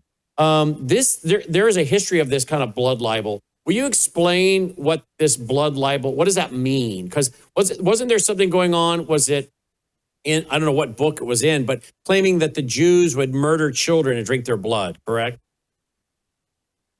Correct, Brannon. I'm really shocked. That's the place that I came to meet with you, Melissa, Logan, correct? Right. Well, we were right next door at the Capitol, U.S. Capitol, but that's right next door. Union Station is right there. We had our motor coach parked right there at Union Station. That's where our motor coach is parked. Yeah, so you're telling me freedom of speech in the United States allows that to happen in a building like that? I have no idea how they could get in a building and do that. Yes, you would think the security would see them coming in with all this and say, you're not doing this here. You're not having this kind of protest here. We don't allow for protests like that here. So no, you're not doing this. Now, I did see another video later in the day where they moved it outside. So let me show another one of this. Now they've moved it outside. I don't know if they got kicked out, but I have a hard time believing, folks, they could set up inside Union Station without them knowing what was going on.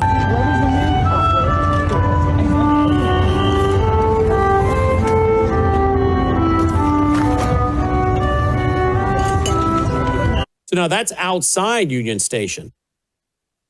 Even that is a little shocking how they could do that, but I don't know if they pull a permit. But to have been inside the building, I have no idea. Now, the guy, obviously it's supposed to be, I think, Marco Rubio, Donald Trump, Benjamin Netanyahu. I have no idea who the other two people down the other end are. Shocking. But they're simulating, obviously, the eating of children. cannibalism. And some people are standing around smiling, for Pete's sake. Tell me the history of this blood libel. Where is it? What is the history of this? How far does it date back? Oh my gosh, blood libel. It's a historical false anti-Semitic accusation, actually, that goes back to accuse the Jews of murdering Christian and using their blood for religious rituals. And some people even say, even back to the Roman period, when the early church, who was Jewish, let's not forget, the early church was Jewish, would meet to eat the Lord's body and drink the Lord's blood, which is all metaphorical, that the Romans and even some of the other enemies of the gospel would accuse even that of being a blood libel. But certainly, as far as the Jewish people, probably in our more modern society, which goes back probably about just over a century, was the Dreyfus affair, where that was where the Jews were totally accused of blood libels, and even going back to the Black Plague, how millions of people were dying, and yet the Jews were not dying, and that it was a Jewish a conspiracy saying it was the Jews who invented the Black Plague. And actually, studies showed that because of the Jewish purity laws and cleanliness laws, that's why they were protected. So blood libels are nothing new. And listen, remember what the Muslims were chanting at after October the 7th. First will be the Saturday people, then will come the Sunday people. So that even those chants are in a way aiming towards taking out people that they don't like. Now we don't know for sure that these people behind the masks are we don't know who they were, and that's a cover. But blood libels, against the Jews and even against the Christians are not new. And but to have it in a public office inside like that, that is shocking, absolutely shocking to me. Mm-hmm, it is. Now, here's an article from the Jerusalem Post. Mamdani accuses Israel of genocide with U.S. funding during White House meeting with Trump. Logan, do we have a clip of him saying that? When did this? Miami told reporters of the New Yorkers that New Yorkers are tired of seeing tax dollars fund wars and the U.S. needs to follow through on the international human rights, claiming that they are still being violated and something needs to be done no matter where we're speaking of.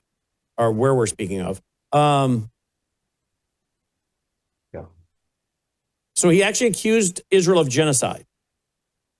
Logan's got the clip.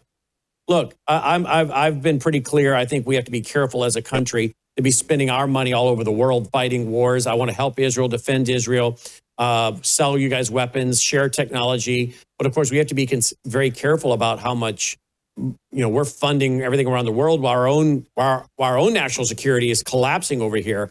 But we don't break away from our biggest ally. We should sell you guys weapons. We should sell them at cost. We should give intelligence to you as you give intelligence to us. We can help each other in a lot of ways. So the folks in the America First movement need to understand we can disagree on funding Israel, but where we should agree is we don't allow for anti-Semitism and what we just saw, and we shouldn't be making false claims of genocide. I've not seen any proof of Israel being involved in any genocide. Do sometimes innocent people get killed in war? Yes, that's historically what happens. But I have documented over and over, as has Aaron, the great length to which Israel goes to warn citizens, get out of the area. We're going to come in there and bomb, or we're coming in, get out. Or taking babies, taking Islamic or Muslim babies out of hospitals and incubators to save their lives. Many other things they've done and do. Don't forget, Israel in 2005 gave up the whole Gaza. Buildings, vineyards, everything. Schools, hospitals, gave it to them. And the Jews moved out. And instead of having their Palestinian state and being happy with themselves, they had to spend untold numbers of dollars in acquiring weapons, building tunnels, and preparing to slaughter Jews. Let's roll the clip. Logan found it.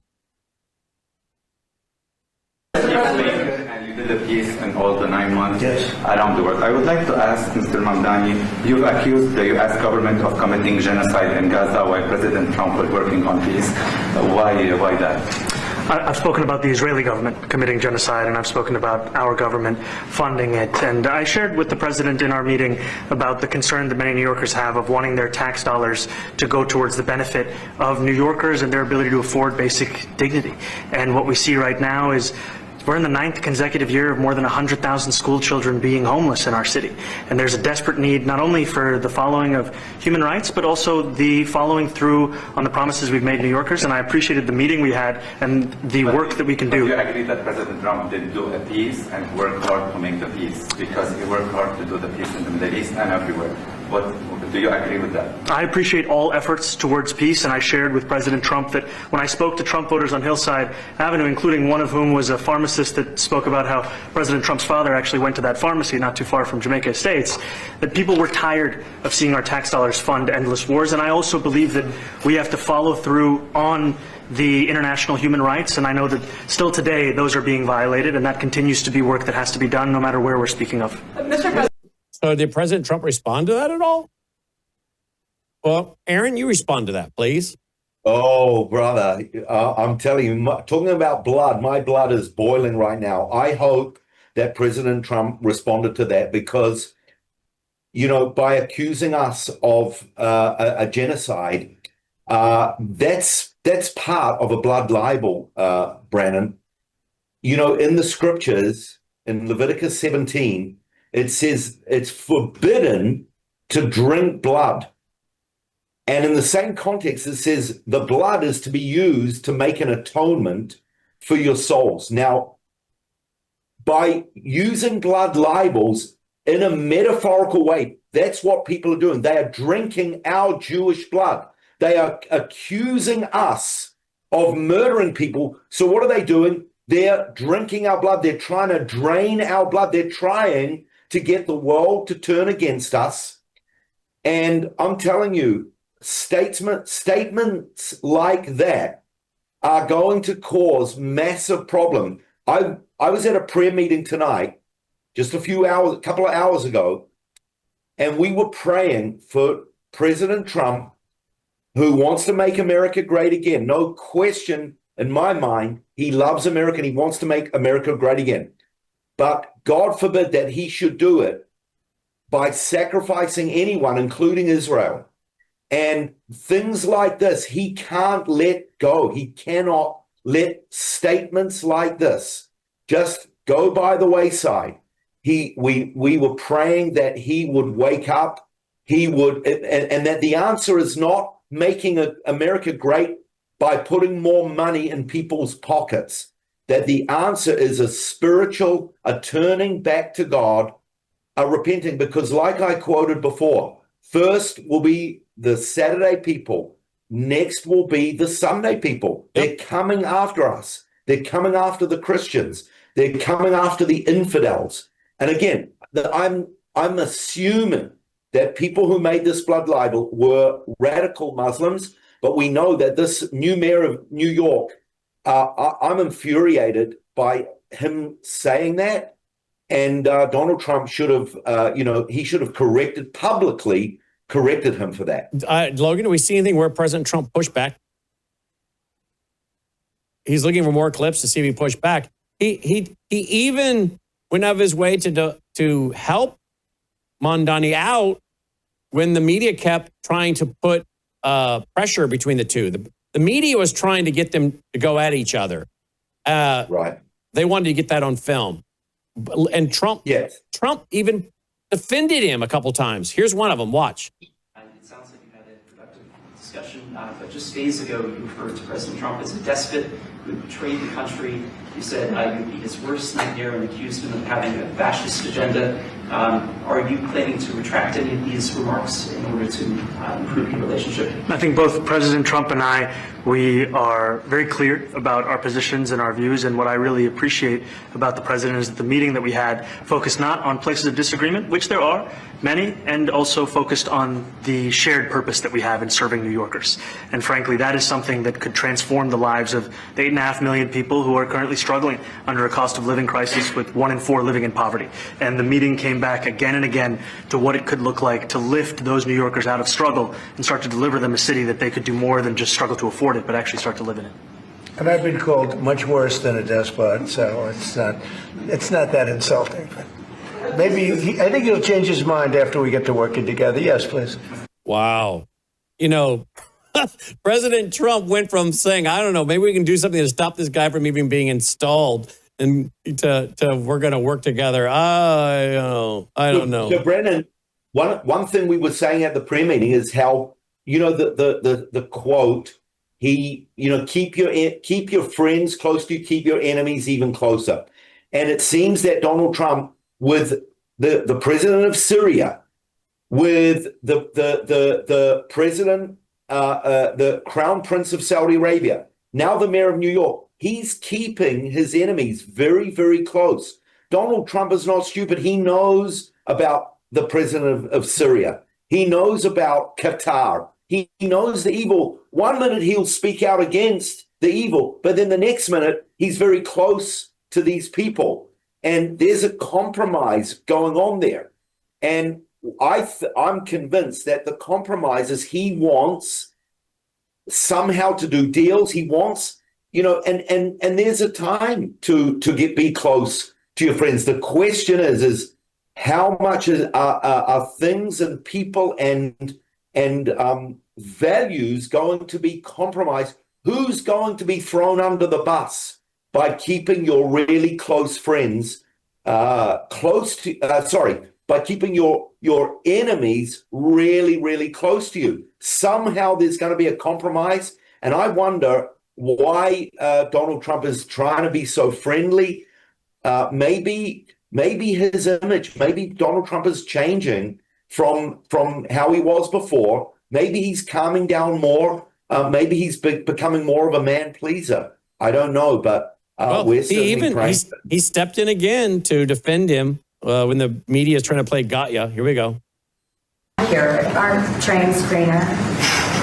I'll use every form of transit, and I want to make sure that they're all affordable in New York City, and that's why making buses fast and free is a centerpiece of our campaign. Where's the bus that goes? Well, but I know, but if he flew, she was saying that you should have taken the bus. Why did you fly over here? That's not very green. And President Trump jumps in to defend him. Here we go. Well, but I know, but if he flew, that's a lot quicker too.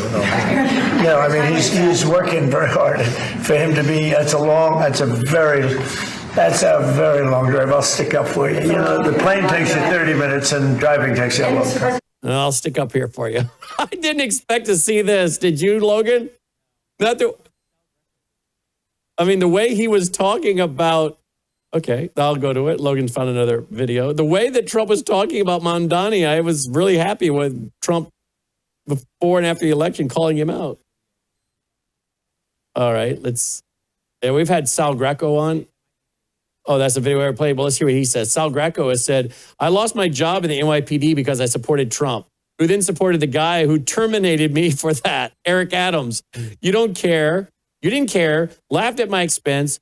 But jokes on all of you, like I stated for months. Welcome to politics, a.k.a. the WWE, where you are all gullible spectators. This guy was an NYPD cop. He criticized the mayor, lost his job, and he's not happy, apparently, by seeing this.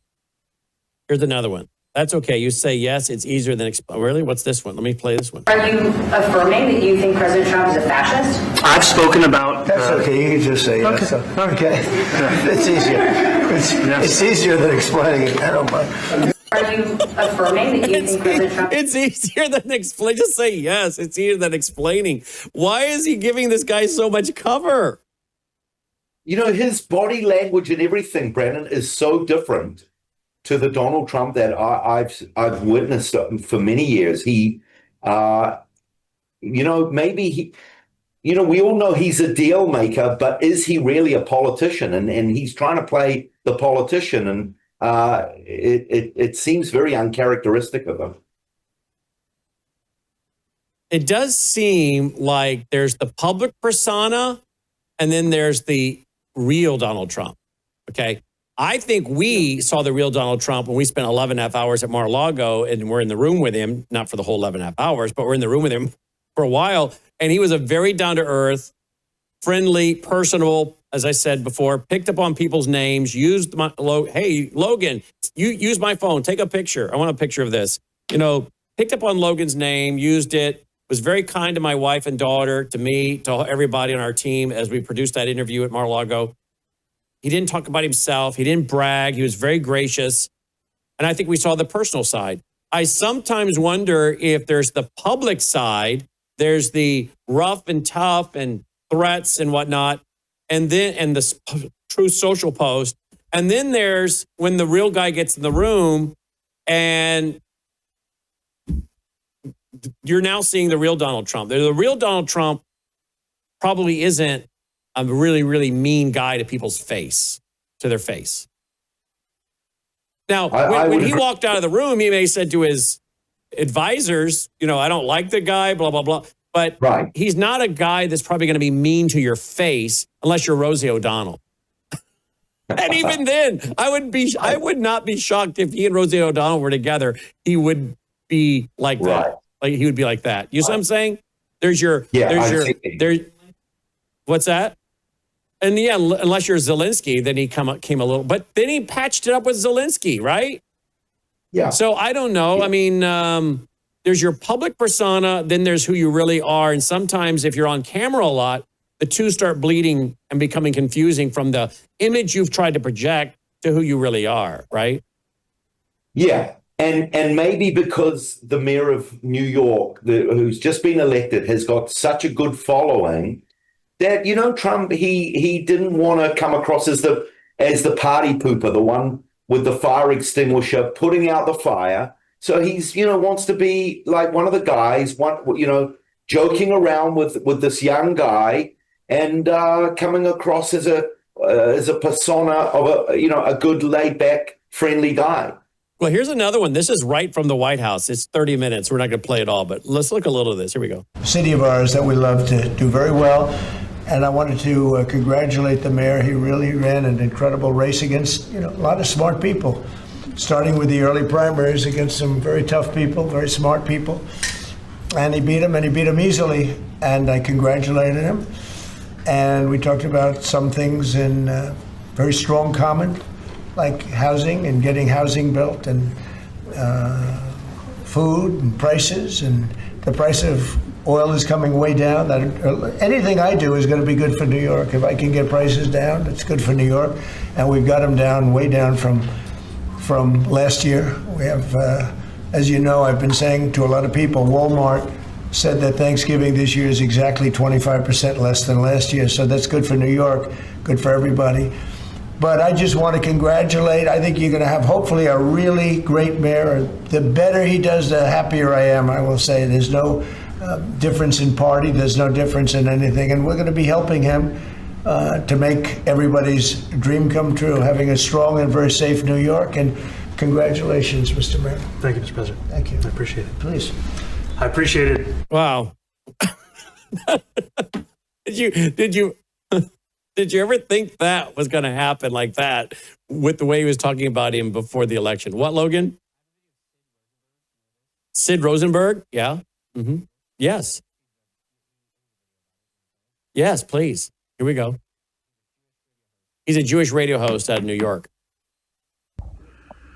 So I'm right back in the chair I was sitting in my family room on October 8th, that Sunday morning, the day after October 7th. Same exact chair. Same exact shirt. How weird is that? Didn't even realize that till just now. October 8th, 2023. Same chair. This is where I watched that press conference, if you will, between President Trump and Mayor-elect Mamdani. And I think a lot of you know how much I love President Trump. I think a lot of you know President Trump reciprocates that. In fact, I'll be in Washington, D.C. coming up in a couple of weeks when I am sworn in for President Trump's Holocaust Memorial Council. But with that said, for me, Sid Rosenberg, I'm going to say it at the risk of pissing off President Trump, that was a tough press conference to watch, okay? He is a jihadist. Elise Stefanik is right. Sorry, Mr. President. His explanations about genocide and anti-Semitism, President Trump should have been a lot tougher. I understand Trump wants New York to be great. So do I, President Trump. He doesn't even live here. He's got business interests here, but he's in Florida. He's in D.C. I live here. I have kids here. I need this city to be great. I understand all that. But to give this guy a pass, shaking hands and smiling and what a terrific guy and we're getting along great, I get it. Look, he goes to the Middle East. He gets along with the Arabs. He goes to Asia. He gets along with some of the guys there. I get it. That's how Trump operates. It's genius, really. That's how he's able to solve all these world conflicts. But this today between Trump and Mamdani, probably the toughest watch for me of any political press conference I've seen, maybe ever. Sorry, Mr. President, he's not conning me. Not yet. Well, I don't know how Elise Stefanik is going to win the governorship in New York because, I mean, the whole idea was to kind of say, I got to run for governor to overcome the new mayor of New York. But what does she need to run for now? I mean, this guy's had some horrific things to say about the Jews, just horrific. Yeah. I mean, he supposedly instructed, this is a DSA guy, Democrat Socialists of America. He supposedly instructed, his policies, any money tied to Israel, any money in banks tied to Israel that helps any Israel. I mean, anything he can do to go after Israel, BDS, boycott, divestment, sanction, he's prepared to do. I don't know. Well, I understand the need to be presidential. It's the biggest city in America, but I would have not been that welcoming, and I probably would have maybe done that press conf. I would have not done. I don't know. Maybe I would have just done that as a closed door meeting and released a statement. I just hope that the word compromise with Donald Trump is not creeping in. The kings of Israel and Judah were told not to increase in women, gold, and horses. Those were the three key things. And the main reason is because every one of those things talked about compromising. When the kings of Israel and Judah made alliances with foreign kings, quite often the foreign kings would give a daughter. So that's why Solomon had so many wives. And to build up with horses and gold was another way of marrying into and making alliances with foreign people. But what it did, it weakened Israel, it weakened Judah. And this is my concern, that Trump, for the sake of making America great again, which is fantastic, that the way, for me, that he's going about it, it's the dollar. He wants to do it economically. And so the ties, and listen, he doesn't want to come across as the bad guy. And I understand that. But he could have at least rebuked and corrected Mamdani in a respectful, calm, and even said, look, I don't agree with what you've said. At least something, called him out. But something like that, I think Sid Rosenberg, the way he called out the president, he did it in a very respectful way himself. He said, I'm sorry, Mr. President. But, and I was shocked to hear that, Brannon. And Sid Rosenberg, did you hear what he called Mamdani? A pro-jihadist. Yep. That's the key. What do we got, Logan? A clip from Fox News. Even they picked up on it. Here we go. That's what we just watched. Now I'm in New York City. We were watching that press conference. I think J.D. Vance is jealous. I think the president wants to use him as a running mate. They really got along fantastic. Hi, everyone. I'm Brian Kilmeade, lucky enough to fill in for Will King. Yeah.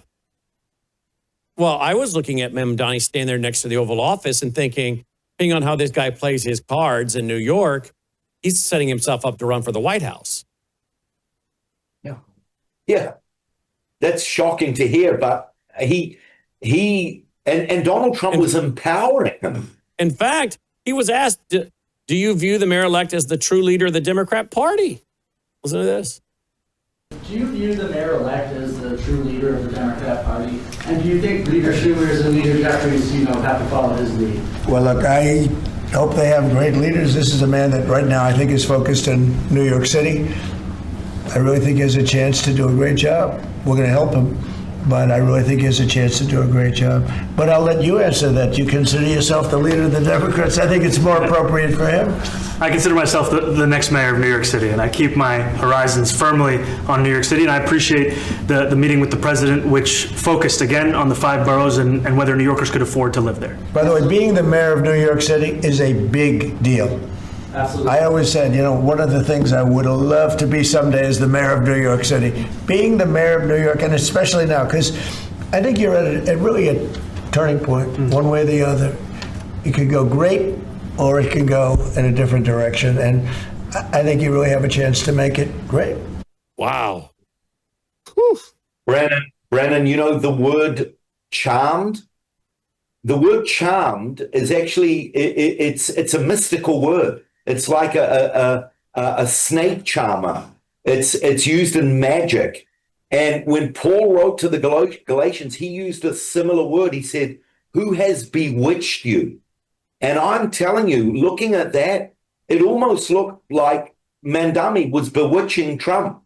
And you don't often see Trump charmed into such a corner. And that's what I picked up, that he's charmed him. Well, schmoozed him, we'd say. One person said stuff like this only signals Mamdani is not a threat at all, or a threat after all. Laura Loomer says, Laura Loomer says it's dangerous to pretend like Mamdani isn't a threat. She's not happy tonight. Oh, she's going off on this whole thing right now. Yeah, I mean, absolutely. Sid Roth is going off, and Laura Loomer is going off. Let's see one of her tweets Logan found. America's future doesn't look so bright. I'm not optimistic about what our country will look like in 2030. I'm going to be very honest. We have a lot of problems, and we only have less than a year to address them before the Democrats take the House. I'm not an optimist. I'm a realist. Well, she's right. And maybe Donald Trump sees the handwriting on the wall with the elections and where they're going, and the mayor of New York, and he's got a building and other assets there, and maybe he wants to protect his assets in his building. It's interesting you use that phrase, Brannon, handwriting on the wall, because that's what we were praying at our prayer meeting about Nebuchadnezzar. When there was handwriting on the wall. Literally. Literally, handwriting on the wall. And the Lord made Nebuchadnezzar eat grass until he acknowledged the Almighty from on high. He was the true God. And what is it going to take Donald Trump to really get to that place where he acknowledges that the Lord is God? The handwriting's on the wall. This guy is being groomed to be the next president of the United States. Very likely. But he has a building, the Trump Tower. He has ordinances and licenses and permits and all kinds of things he has to pull in New York, right? The health inspector, all of this could be turned and weaponized against his businesses, I would think, in New York City, right? And maybe one way is to have a good relationship with the new mayor. So you can call him up and say, hey, your health inspectors are being political and not making things good for my restaurants, a kitchen in Trump Tower or this or that. I don't know. But if you own a lot of assets worth what he does in New York City, I guess he doesn't want to go to war with the new mayor. I mean, I'm just talking pragmatically. If you're looking at it, another perspective of his, right? Yeah, Trump's smart. He's not stupid, but that's what's confusing. Like I said before, 1 minute he calls out.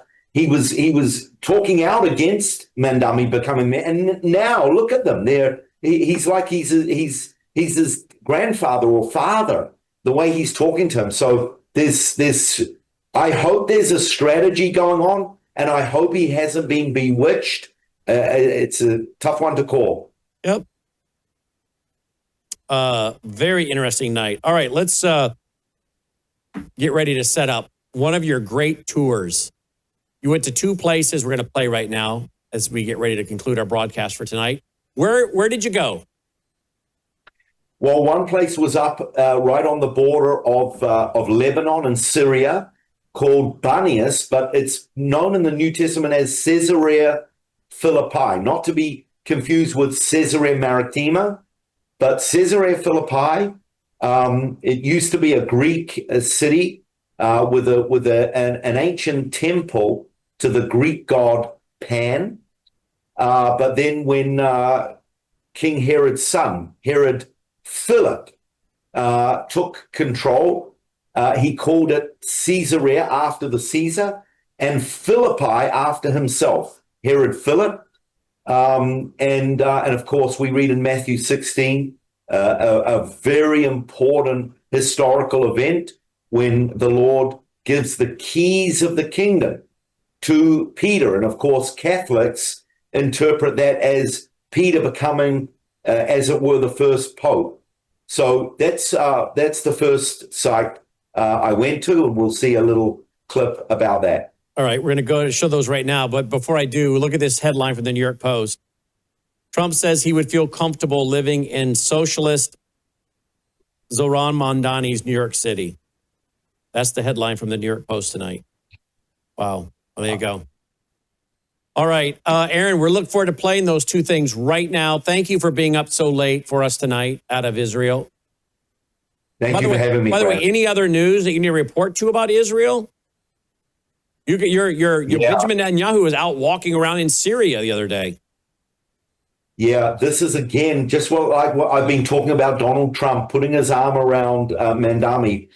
With Donald Trump putting his arm around the president of Syria, Brannon, that president is slaughtering the Druze. The Druze.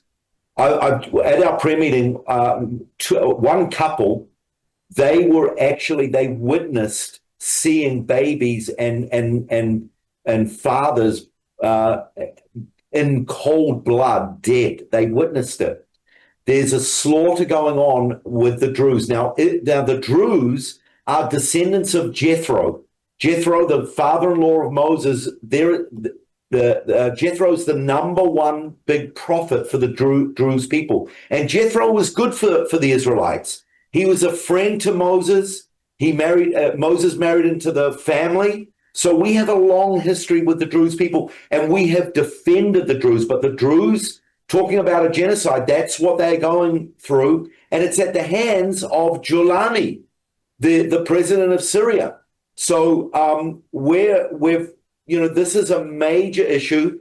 There are big danger signs that we are seeing from Iran and from Lebanon. The latest report I heard, Brannon, is that Hezbollah now have 200,000 loaded weapons facing towards Israel.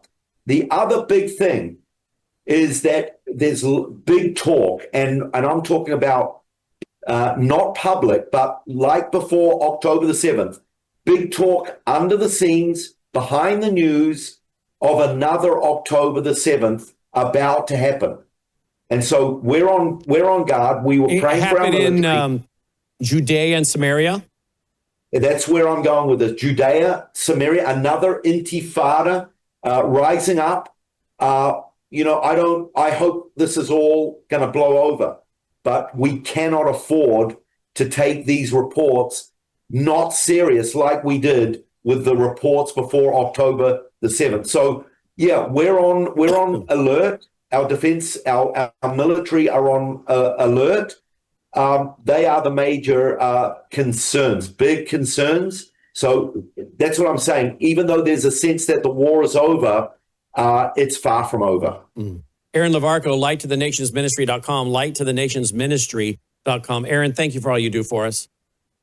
Pleasure, Brandon. Thanks. And folks, if you appreciate the fact that we have a reporter on the ground in Israel who not only brings you reports like this, but then goes out into the field and brings you the reports you're about to see, we send him regular love offerings. We need your support, particularly now as we set our 2026 budgets for pushing out more free ministry broadcast and educational programming. Worldviewfoundation.com, worldviewfoundation.com. Again, we send him regular love offerings. And again, we need your funding to be able to do that. So if you appreciate the fact that you are part of our team and that you have a reporter on the ground, we need to keep him there. But a workman's worthy of his hire. So please help us as we continue to send him love offerings through our foundation for the ministry broadcast and educational programming. Worldviewfoundation.com, worldviewfoundation.com. All right, with that, let's go to Aaron's latest. He had two reports touring Israel together. Watch this. Shalom, everyone. Aharon Levarko speaking to you on behalf of Worldview Television and Radio. I'm standing here walking along the beautiful streams of the Golan Heights in the northern part of Israel. Not far from here is the Lebanese border to the northwest, and then a little bit to the northeast is the border of Syria. In fact, in 1948, when Israel became a nation, this actually was Syrian territory. That all changed in the 1967 Six-Day War, when Israel took over this land and made it part of our territory. But going back many, many years ago, this land was actually called Panias. The word Panias is a Greek word, and it's actually from the word pan or pan. In Greek mythology, Pan was one of the high deities, well respected and followed God. In fact, behind me, in the mountains and hills there, you can see the remains of a Greek temple to the god Pan.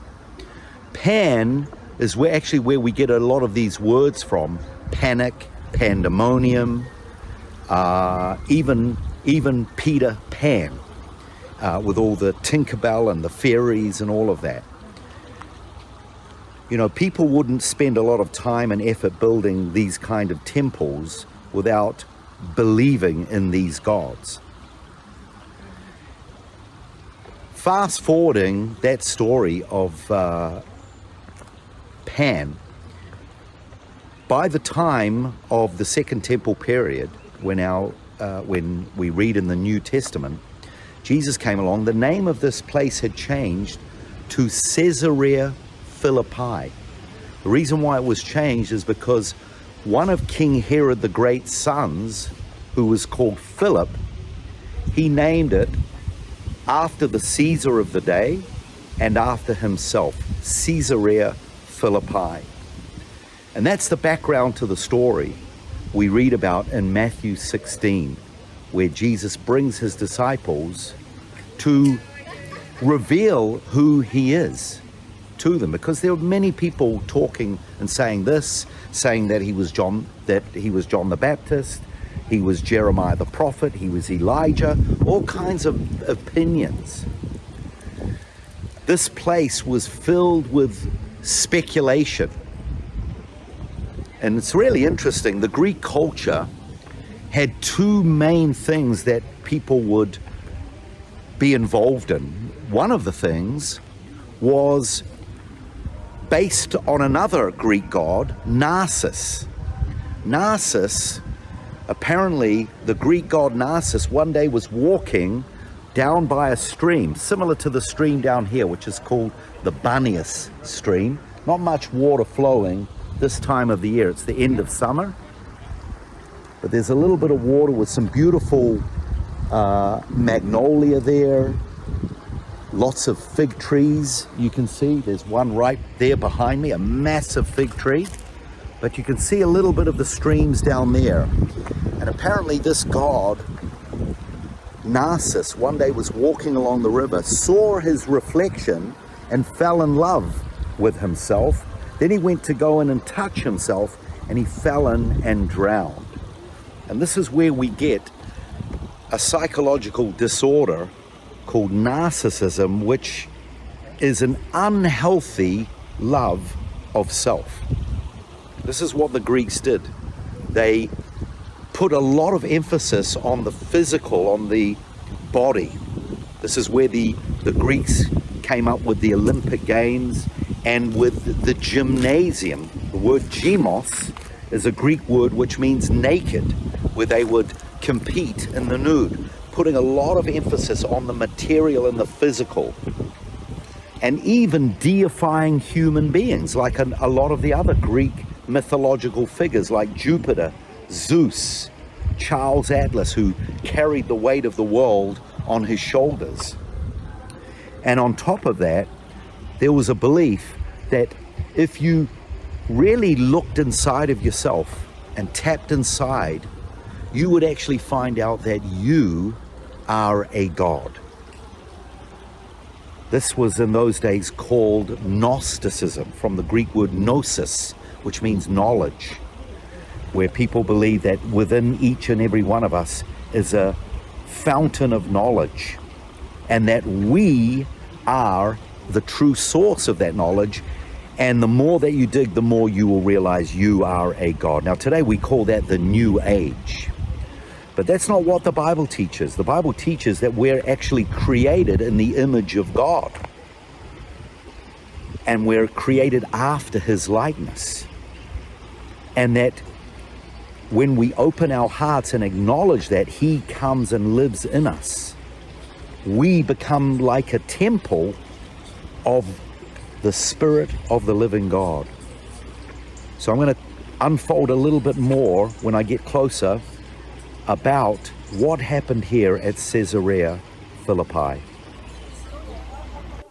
So we're carrying on our story here at Caesarea Philippi, the place that King Herod Philip changed, named after the Caesar of the day and after himself.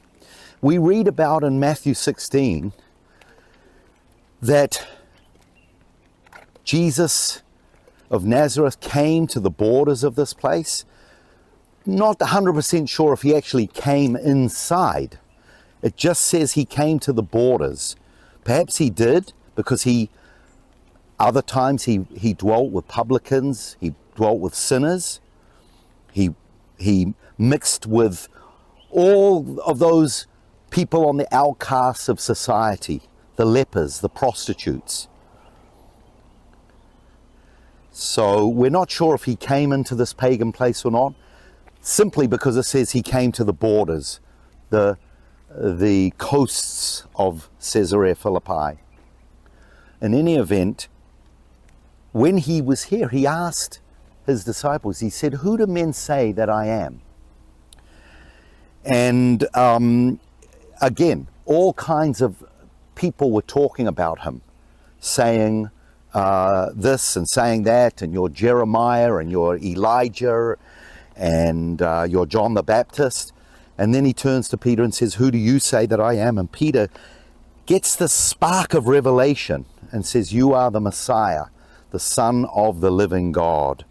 And at that moment, Jesus brings about something that Matthew caught, and it's a prophecy from Isaiah chapter 22, verse 22. It's what we call a messianic prophecy, which says, "And unto him I will give the keys of the house of David, and whatever he opens, no man can close, and whatever he closes, no man can open."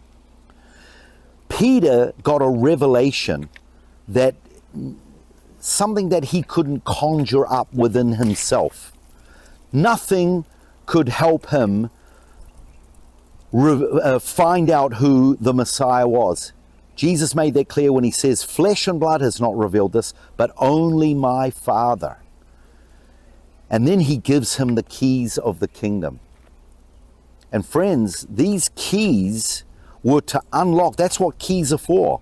Keys are to unlock and to open and to close and to lock. And this was a defining moment in Peter's life where this began a process of unlocking Peter's life. Peter began to realize who he was. The Lord, he says, you're a rock. You're someone that I'm going to build my church on. The truth of who I am, the truth of the revelation. And this is what I believe is what it means when we get keys ourselves.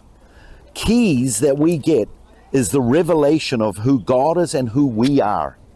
We're made in God's image, after his likeness, and we have the living, risen Savior living in us. He is the one that unlocks our lives with the truth that sets us free, and he gives us these keys to take to help unlock other people's lives, people who are in hell, people who are in bondage. Remember what the Lord says, the gates of hell will not prevail. Sadly, in so many people's lives, millions and even billions of people's lives are in bondage, and that hell is prevailing in their lives. What a great message here at Caesarea Philippi, that the Messiah has come. And for those who have the revelation who he is, the anointed one, the Son of the living God, we receive those keys that unlocks our lives, and then we have the privilege of taking it and helping to set other people free. What an honor and what a privilege. God bless you. Thank you. News is moving faster than ever, and so are we. Worldview Tube brings you 24/7 live stream coverage and now real-time alerts when it matters most. Once you have the Worldview Tube app installed, exit the app and navigate your way to Settings. In Settings, locate the tab labeled Notifications. Select the Notifications tab. Scroll down until you locate the Worldview Tube app icon. Select the tab, and here you can turn on and customize your notification experience for the Worldview Tube app. News doesn't wait, and neither should you. Turn on push notifications to stay informed. Every headline as it happens. So everyone, welcome to Tel Dan, and we're at the cultic site that was built by the first king of the kingdom of Israel. The 10 northern tribes were up here. This is after the kingdom was divided. The 10 northern tribes of Israel was up here, and the 2 southern tribes of Israel, of Judah, were down in the south. The first king, Jeroboam, he inherited 10 northern tribes. Overnight, he became a very powerful man. This is the period just after Solomon, and the period of Solomon in the 10th century BC, that's when Israel was at its height, the most wealthiest, powerful time in our history. Many nations paid tribute to Israel. So Jeroboam inherited that. He was a powerful man. He had an army, he had trade, things were good. But then he was tested. It was the time of the year where the Israelites were commanded 3 times to go up to Jerusalem. You know where it says? Don't go anywhere you want, but go to the place that the Lord shows you. And that was in Jerusalem, which was the kingdom of Judah, not the kingdom of Israel. So here's the test. In 1 Kings 12, Jeroboam was afraid that if he allowed his 10 tribes to go up to Jerusalem, it says this in 1 Kings 12, Jeroboam said in his heart, if I allow my people to go up to Jerusalem, they will revert back to the kingdom of David, and then they will kill me. This was his self-talk, fear. What should he have done? He should have let them go. Because God promised to Jeroboam, if you obey me, it will go well with you. But he hung on to that power and status and all of that. And so he said this to them. he said, it's too much for you to go up to Jerusalem. You know, he made it sound inconvenient. Here are your gods, O Israel, who brought you up out of the land of Egypt. And it says he built an altar in Bethel and one in Dan. And friends, here is the remains of the altar that he built in Dan. It's been reconstructed with steel showing a four-cornered, horned altar. And what they did that is if there were large crowds, they would put the blood of the sacrifice on the corners to show the people that blood had been shed. Other times, the priest would sprinkle the blood on the people. Can you imagine that? Turning up to the side here with your Sunday best. And all of a sudden, the priest sprinkles blood on you. In some ways, I think it would have been amazing. You know, because when that blood is actually physically on you, you're thinking, wow, my sins have been atoned for. In any event, it says he built it an altar here. He said, here are your gods, O Israel, that brought you up out of the land of Egypt. Then he says, and he built feasts. He appointed feasts like the feasts of Judah. What are we talking about here? A counterfeit religion. A counterfeit. And then it says he appointed priests who were not from the sons of Levi. A total counterfeit religion. And it says this thing became a sin. Notice it goes from a narrative to a theological statement. This became a sin. And this was the downfall of Jeroboam, or at least the beginning of his downfall. Poor guy. He was tested. Abraham was tested. All of his future and promises was in a son, Isaac. And Abraham, he offered it up. And it reminds me of the verse in the New Testament when Yeshua, Jesus said, what shall it profit a man if he gains the whole world and lose his soul? Jeroboam lost his soul. We have the remains of that altar. We have the original stones. Now, the stones of the altar were commanded the Israelites not to make them man-made cut. They had to be natural stones. Now, some of them you can see are reconstructed because of the damage over this is going back 2,900 years. The late 10th century BC. But some of the original stones, uncut, unhewn is the word. They found some priestly instruments here.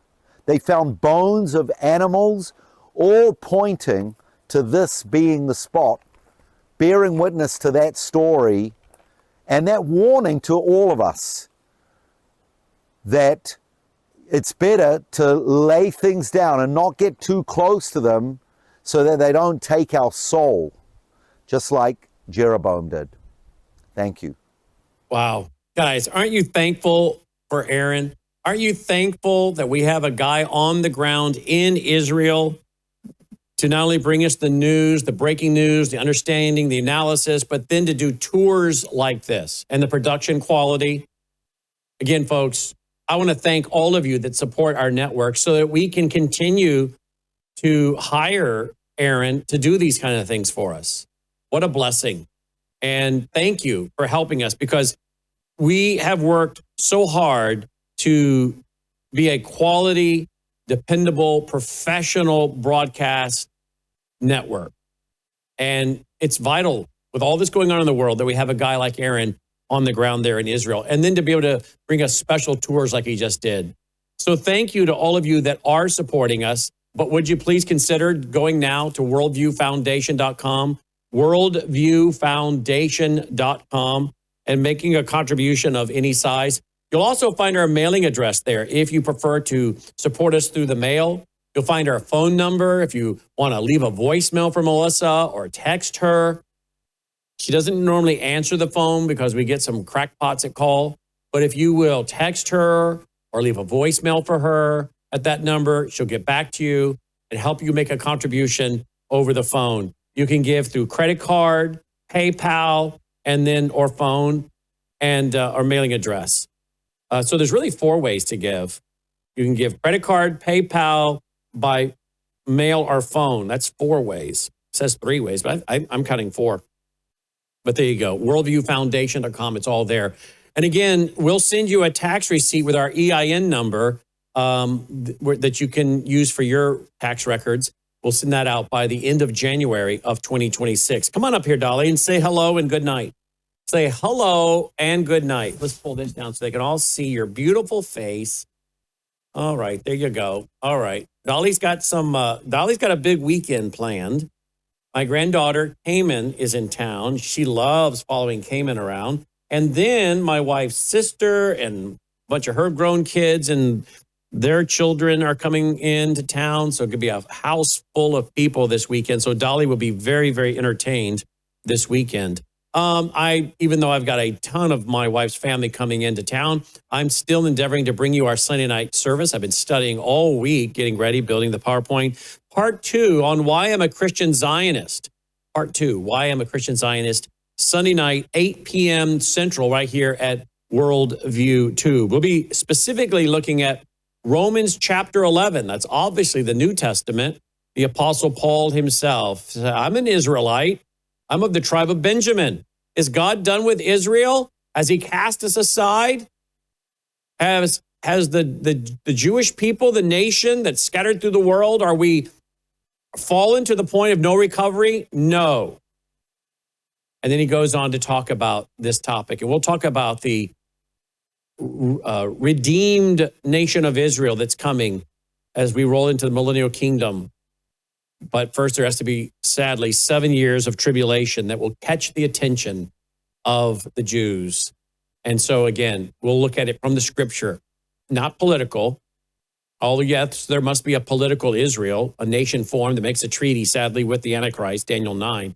But then the spiritual revival of the children of Israel, the nation of Israel, those that physically and spiritually survive through the tribulation and roll into the millennial kingdom. We'll deal with all that from Romans chapter 11, Sunday night, 8 p.m. Central, part 2 on why I'm a Christian Zionist. 8 p.m. Central, right here at Worldview Tube, 9 Eastern Standard. All right, thank you so much again for all your support, all your prayers, all your kind notes and letters and emails and texts. And we appreciate all of you that help keep this network afloat. Spread the word. Why don't you go ahead and go to worldviewstore.com. Order up a stack of those business cards. I have some right here. Order up a stack of those. Pass them out. Let folks know all about our network here and all the free programming that is available for them right here at Worldview Tube. So go to the store, worldviewstore.com. Get some of those free business cards. Pass them out far and wide, and let's keep the network going and growing. We have such an important message in these perilous times, right? All right, folks, thanks again for watching. Roll the music. Let's call it a night. And don't forget about doing your Christmas shopping at worldviewtube.com/sponsors.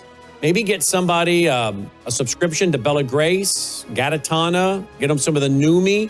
Check all that out. worldviewtube.com/sponsors. Do some Christmas shopping for family and friends there if you would. Great way to support us and get them great products. So thank you for that. All right. Thanks again for watching. May God save America. Take care.